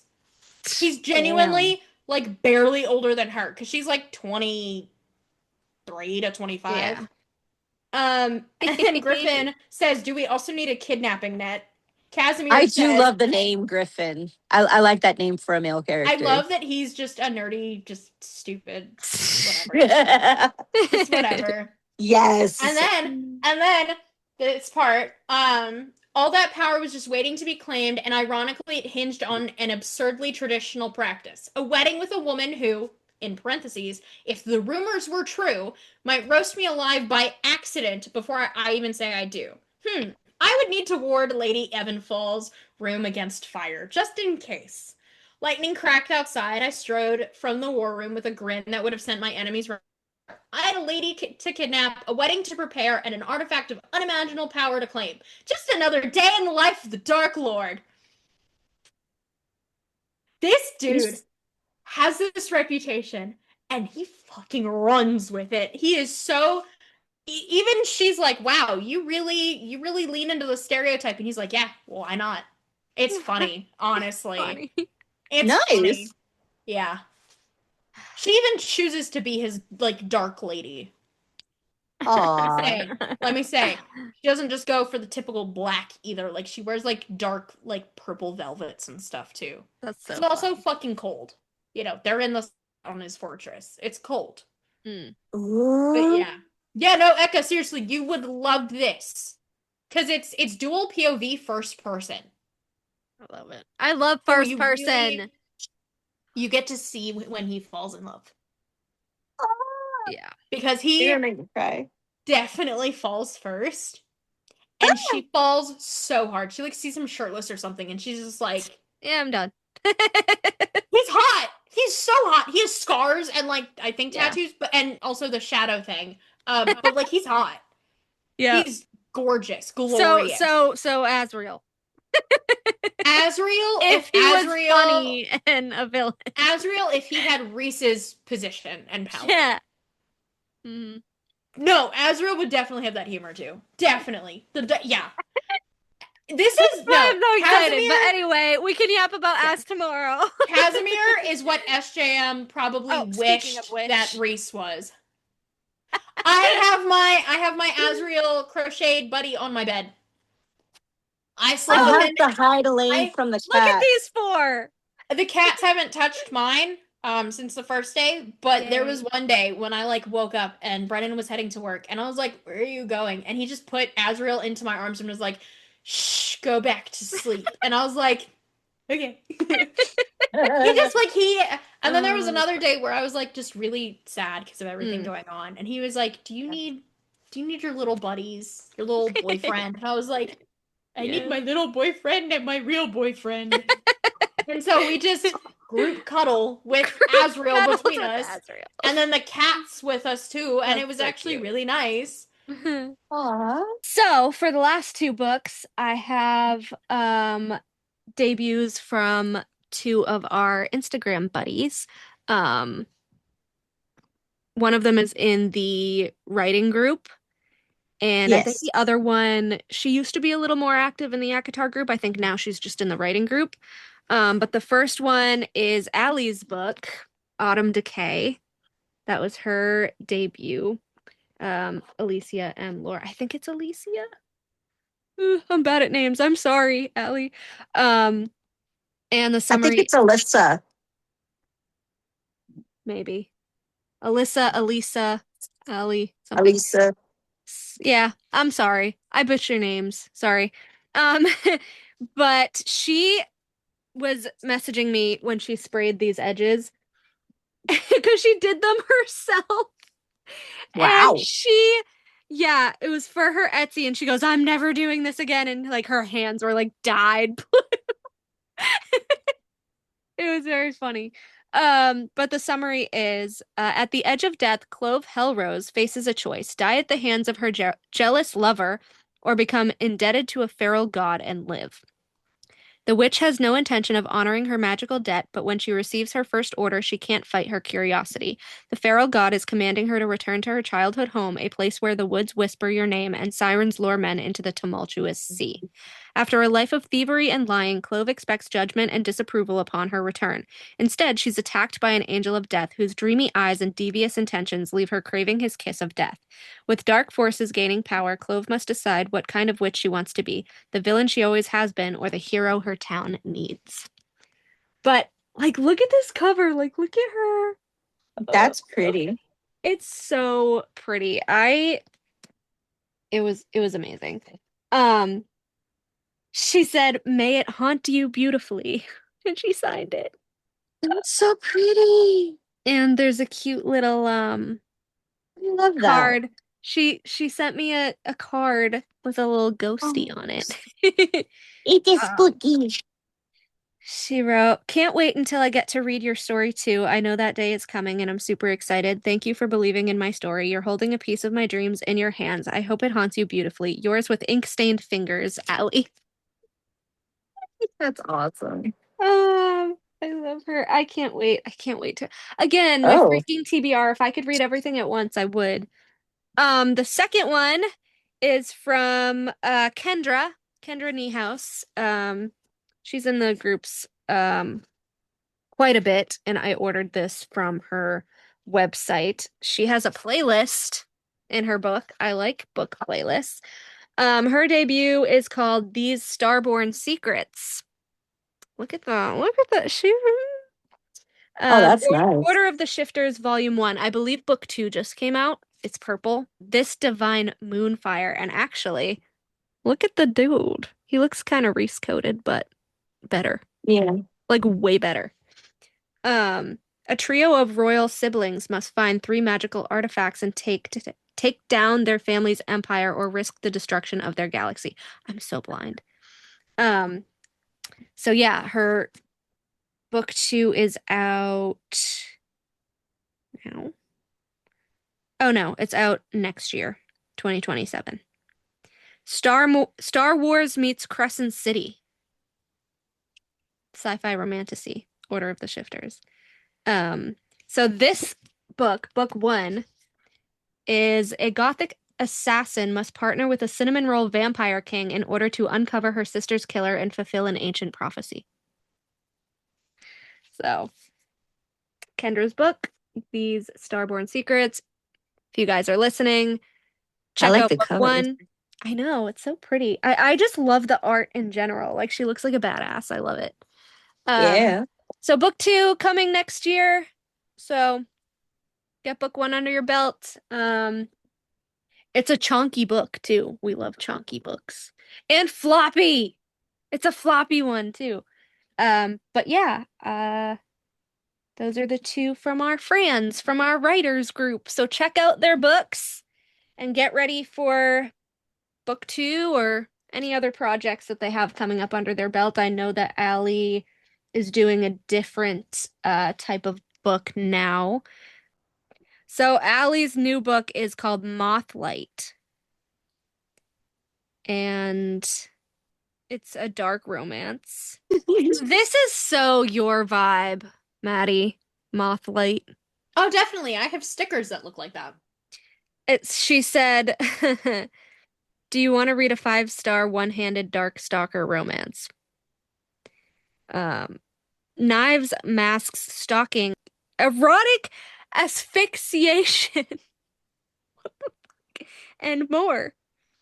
And more? How much more can you after erotic? I need to not say that so loud. I heard someone walking in my car. Mothlight was an impulse project that grabbed me by the throat. I see what you did there. Yeah. She said, I wrote this book where a woman is choking her stalker because she's trying to kill him, and her stalker... The woman does it. And her stalker in his pants because of it. What? He 5 second too fast? Yeah. What's this called again? Mothlight by Liese Lore. I'm gonna send you guys the yeah. Oh, look at that. Yeah, I'm not a stalker. Yeah. She lives in a terrarium like she wants to be studied. Yeah. Greenhouse stalker romance. Mothlight. So it came out in February, so you can... Yeah, cool, that's great. I just got it on Kindle. Yep.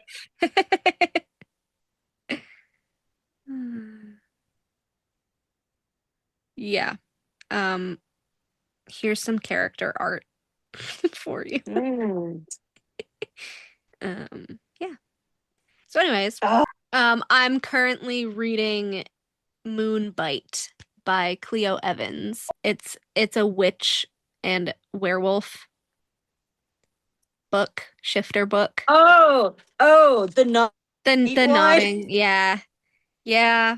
Small town, Omegaverse, witch and werewolf, bodyguard alpha werewolf, forks proximity, plus size FMC, nodding and faded mates, sentient magical gothic manor.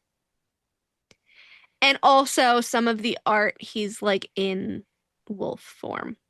I don't know how I feel about that. We'll see what happens there. Yeah. Well, we'll see. Yeah. Yeah. A grumpy werewolf, a wicked witch, and a dying wish. Hello, everybody. We are back. There's a few of us today. We are going to be talking about Liv's book recs now because she wasn't able to join us yesterday, but I will be adding this to the episode. So, tail end, Liv's turn. Let's go. Okay, so I have 4 book recs that I feel like everyone needs to be reading right now. I guess the first one I'm going to start with is The Wolf King. Oh, no. If I suffer, you guys have to suffer with me. Are you sure? You know what? I'm sure. I'm going to hold out hope. For those of you who don't know, it's a werewolf, like... Love triangle. Yeah, love triangle, which you need to know more. Yeah, going into the books. And it's fantastic. fucking She fantastic. says as she called me to rant angrily about this book 3 times. Yeah, I did call her. It wasn't the outcome that I had wanted in the second book, but there's still a chance. Which I warned her about. Yeah. Yeah, and I still read it anyways, but there's the audiobook, you guys, is so good. The voice actors are just amazing. So that's my first rec. Woo. My second one is the one everyone's talking about right now, and it's I Will Die. Yet. Right, nope. Back. Mm-hmm. There you go. This is amazing. This is a vampire. It's kind of dystopian, like it's a war. Yeah, kind of. There's a war going on. There's an emperor who's a lot like the Roman emperors, and they're like gladiators, basically, like modern day gladiators. So for the people that just listen for audio, title and author. Oh, We Who Will Die by Stacia Clark. Stacia Stark. Stacia Stark. Good enough. Close enough. I might be dyslexic. I'm not quite sure. It's okay. This actually might be my favorite book that I've read this year so far. Ooh. Hands down. Ooh. And it's like not a love triangle, but there's kind of love triangle aspects of it, but it's done in a way that you're not like, it's not like an ACOTAR redo, you know, where there's 2 men and you're trying to figure out unlike the Wolf King. Unlike the Wolf King, which is very ACOTAR coded. Very ACOTAR coded. Which breaks my heart personally. Yeah. So sad about it. Third rec is going to be Obsession by Gemma Wire. Love it. This is it's a college romance. There's 4 books in the series, but it's a college romance with a twist, and I'm not going to tell you guys what the twist is. You just have to read it. Super spicy, very addictive. No love triangle, though. No love triangles in this. Not a love triangle fan. And then last but not least, I love this I knew it was coming. It's Entranced by Sylvia Mercedes, and this book, the whole series.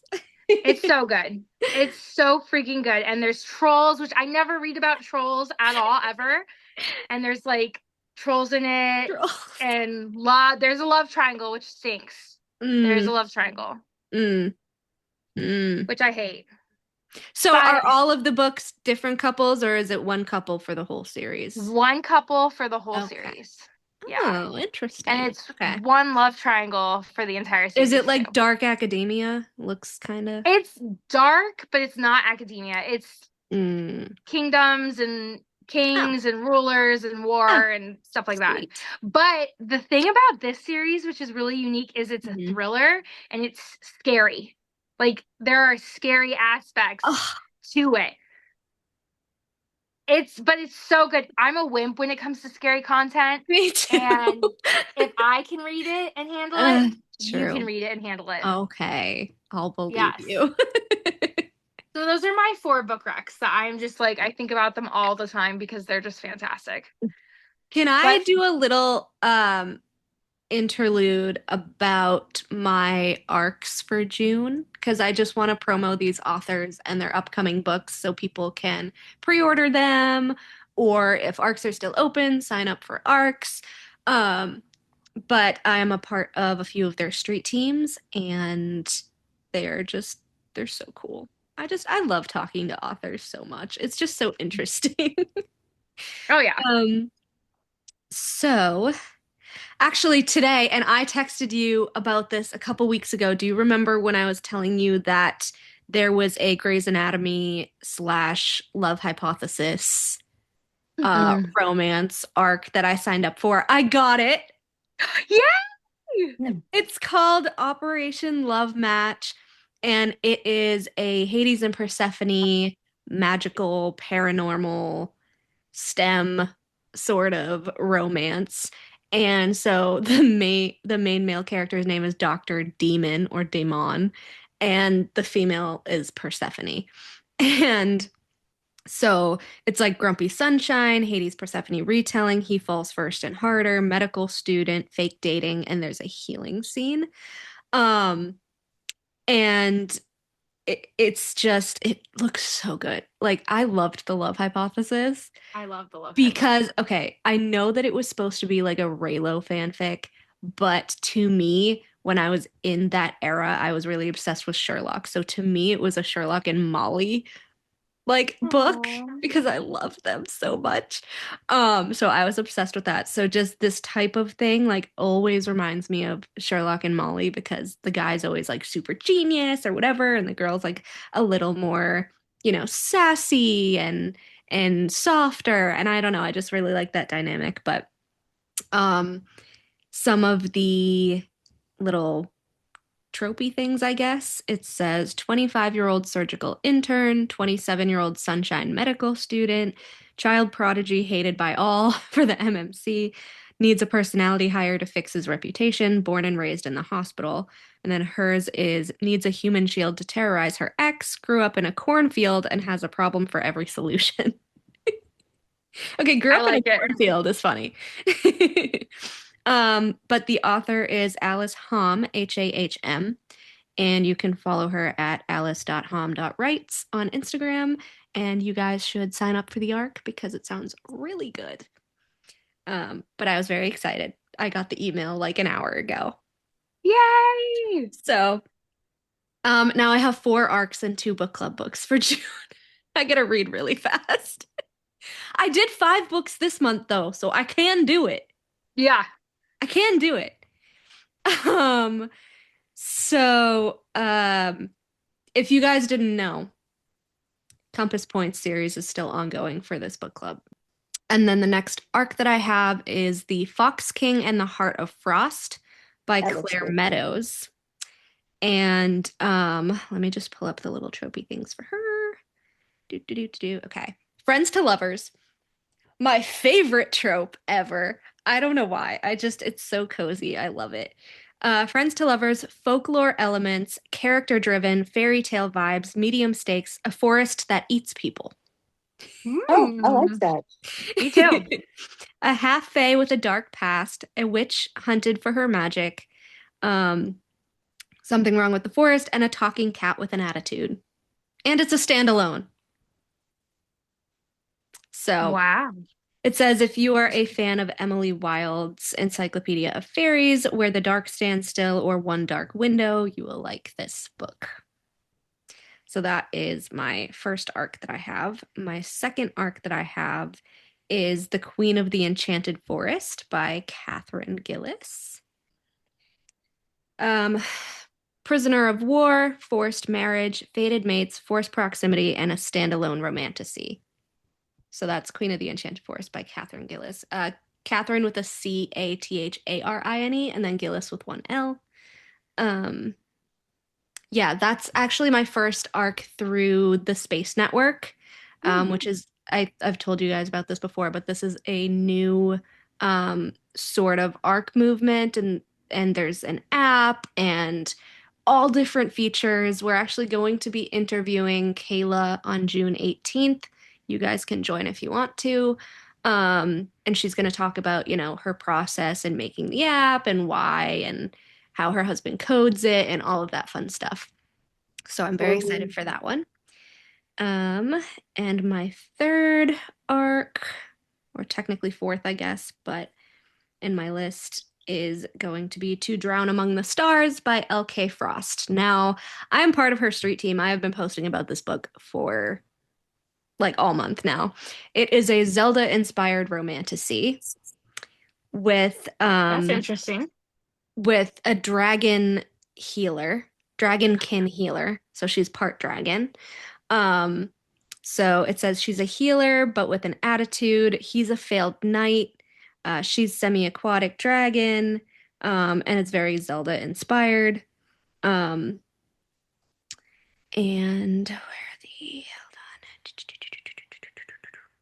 The tropes are green flag MMC, deaf FMC, one horse, wound tending, toucher and die, dancing, telepathic connection, meddling gods, disability rep, LGBT rep.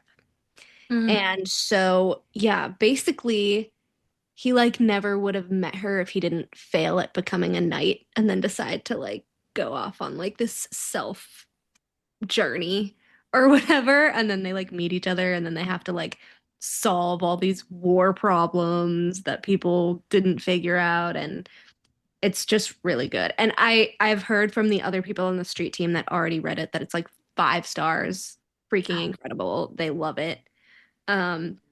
So yeah, you guys should pre-order that too, To Drown Among the Stars by L.K. Frost. And those are my arcs for the month. What about you guys? Do you have any? The one that I do have is Death Becomes Her. Oh, yeah. I am a part now of the Rattle the Stars PR group as like their influencer. And so I forget the author's name. Let me pull it up for you guys because so far I just started it. It's so good. I meant to say, Operation Love Match is through Whimsy Words PR, and I told you the one that was from the Space Network, and then To Drown Among the Stars, it was just through her actually. It wasn't through a company, but yeah, I'm a part of Whimsy Words, Books in Bloom, The Smut Hood, which was Moonbite, which was the review I just posted of the Omegaverse book that I read last night, which was so freaking good, by Cleo Evans. I've been seeing Moonbite everywhere on like online and stuff. It's so good. Is it? Yeah. I think I rated it 4.75 stars and I only did the 0.75 because I don't understand the logistics of how you're kissing him when he has a wolf head. Oh. Yeah. Like he was in full like wolf form, which is like humanoid, but he has like the wolf. I'm like, So that was the only little. I was like, I don't know if I want to be kissing a wolf. Yeah. I would be booping his nose like I can't. You just or like scratching his ears, you know. There was like tongue stuff. It was that good boy, like just absolute chaos. Well, he was like, I don't know, 8 feet tall or whatever in this form. He's freaking huge. I would still be telling him he's a good boy and like scratching his tummy and just making. Oh my gosh, it sounds good. Love Notes PR, and BCTGRE is also a couple companies that I influence for. I have signed up for more, but we will see. Yes, and I looked up the author on Death Becomes Her. It's Ina Harrington. Yeah. So everyone make sure to check it out. It's on Amazon. And you can download it right now. On Kindle. So she's awesome. She's amazing. All these cool authors are coming out.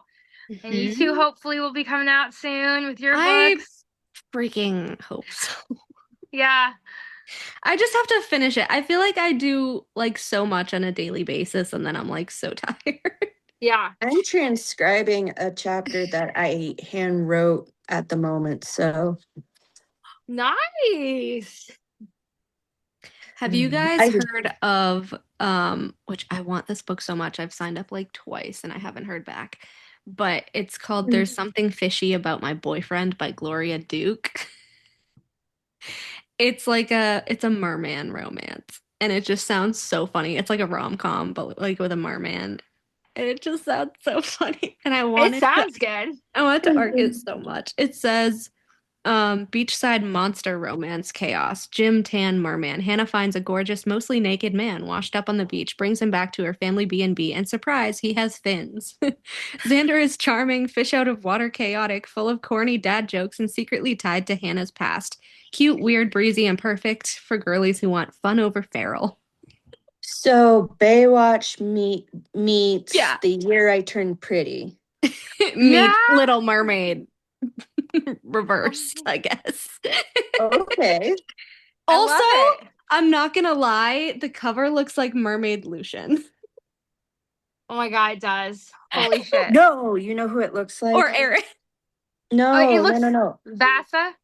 No, what's his name? I can't remember. Thezian? Thiessen? Oh, it does. Yeah. From CC. Oh, Therian! Yeah. Therian. He looks like 'Cause Therian. Yeah. He was a redhead too. Yes, he was. I don't have the butt I'm chin waiting. I'm like, I today. wanted to be an arc for that so bad, but Nope, Is the it butt out chin or is is it still in there. the arc process? I think arcs might have closed. I don't think I got it. Oh. But she posted a lot of arc reviews and stuff. But you should follow her, Gloria Duke HEA on Instagram. Ooh, I'll follow her. She also wrote the is it Vampires Never Say Die? Yeah, so the first book is When Life Gives You Vampires, and the second book is Vampires Never Say Die. And it's like Ooh. a Very vampire Goonies. series with plus size FMCs and all this Vampires. stuff. I have those. So wait. Vampires, but the Goonies. Pretty much. Yeah. That sounds fun. It says, to my human eyes, he was undeniably gorgeous. To my lately blood-born vampire vision, he is resplendent, magnificent, godlike, and evil personified, I remind myself. Bastard. Yeah. Yeah. I have this series. Like it's been on my TBR, and I didn't know that it was the same author until I went to her account and I was like, oh my God, it's the same author.